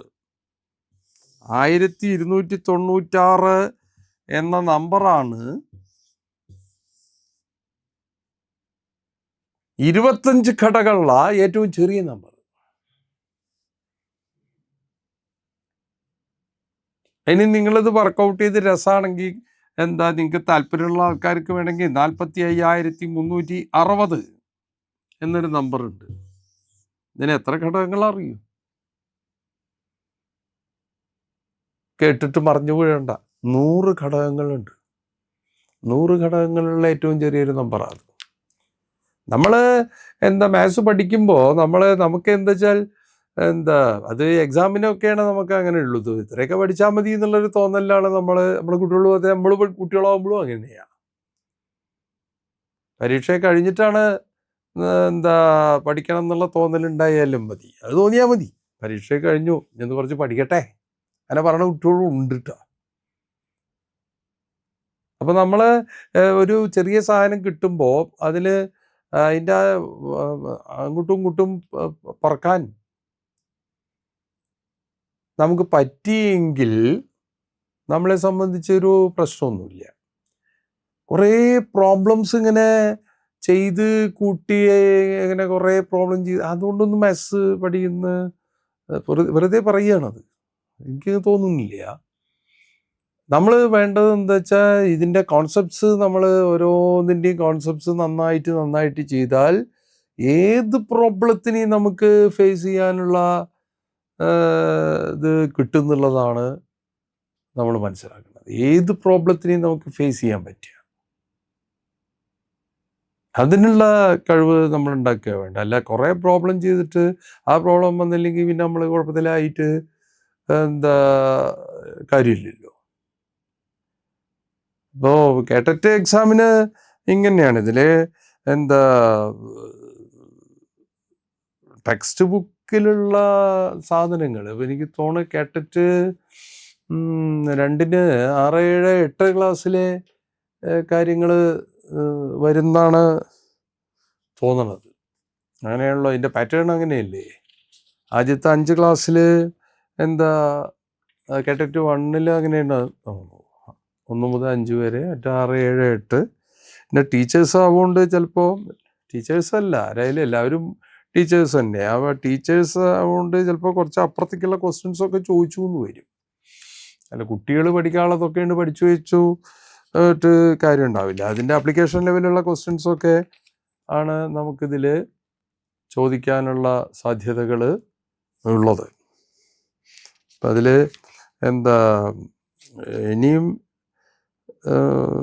ശ്രദ്ധിക്കുക. ഇപ്പോൾ എന്താ ചില പ്രോബ്ലമൊക്കെ കാണുമ്പോൾ എന്താ അപ്പോഴാണ് നമ്മൾ അങ്ങനത്തെ പ്രോബ്ലത്തിനെ നമ്മൾ ഫേസ് ചെയ്യുന്നുണ്ടാവില്ല. ഇതിലിപ്പോൾ മാത്സിലൊക്കെ ഇതാണ് എപ്പോഴും അതെ, പുതിയ തരത്തിൽ പ്രോബ്ലംസ് നമുക്ക് വരും. അപ്പം അതിലൊക്കെ ഭയങ്കര തമാശ. നമ്മൾ എന്താ ചെയ്യണ പോലെ ആവില്ല. അപ്പോൾ ഇപ്പോൾ ഈ ലാഭം നഷ്ടം കാര്യങ്ങളൊക്കെ കണക്കാക്കുമ്പോഴൊക്കെ അങ്ങനെയാണ് വരുന്നത്. ഇപ്പോൾ എന്താ പറയുക,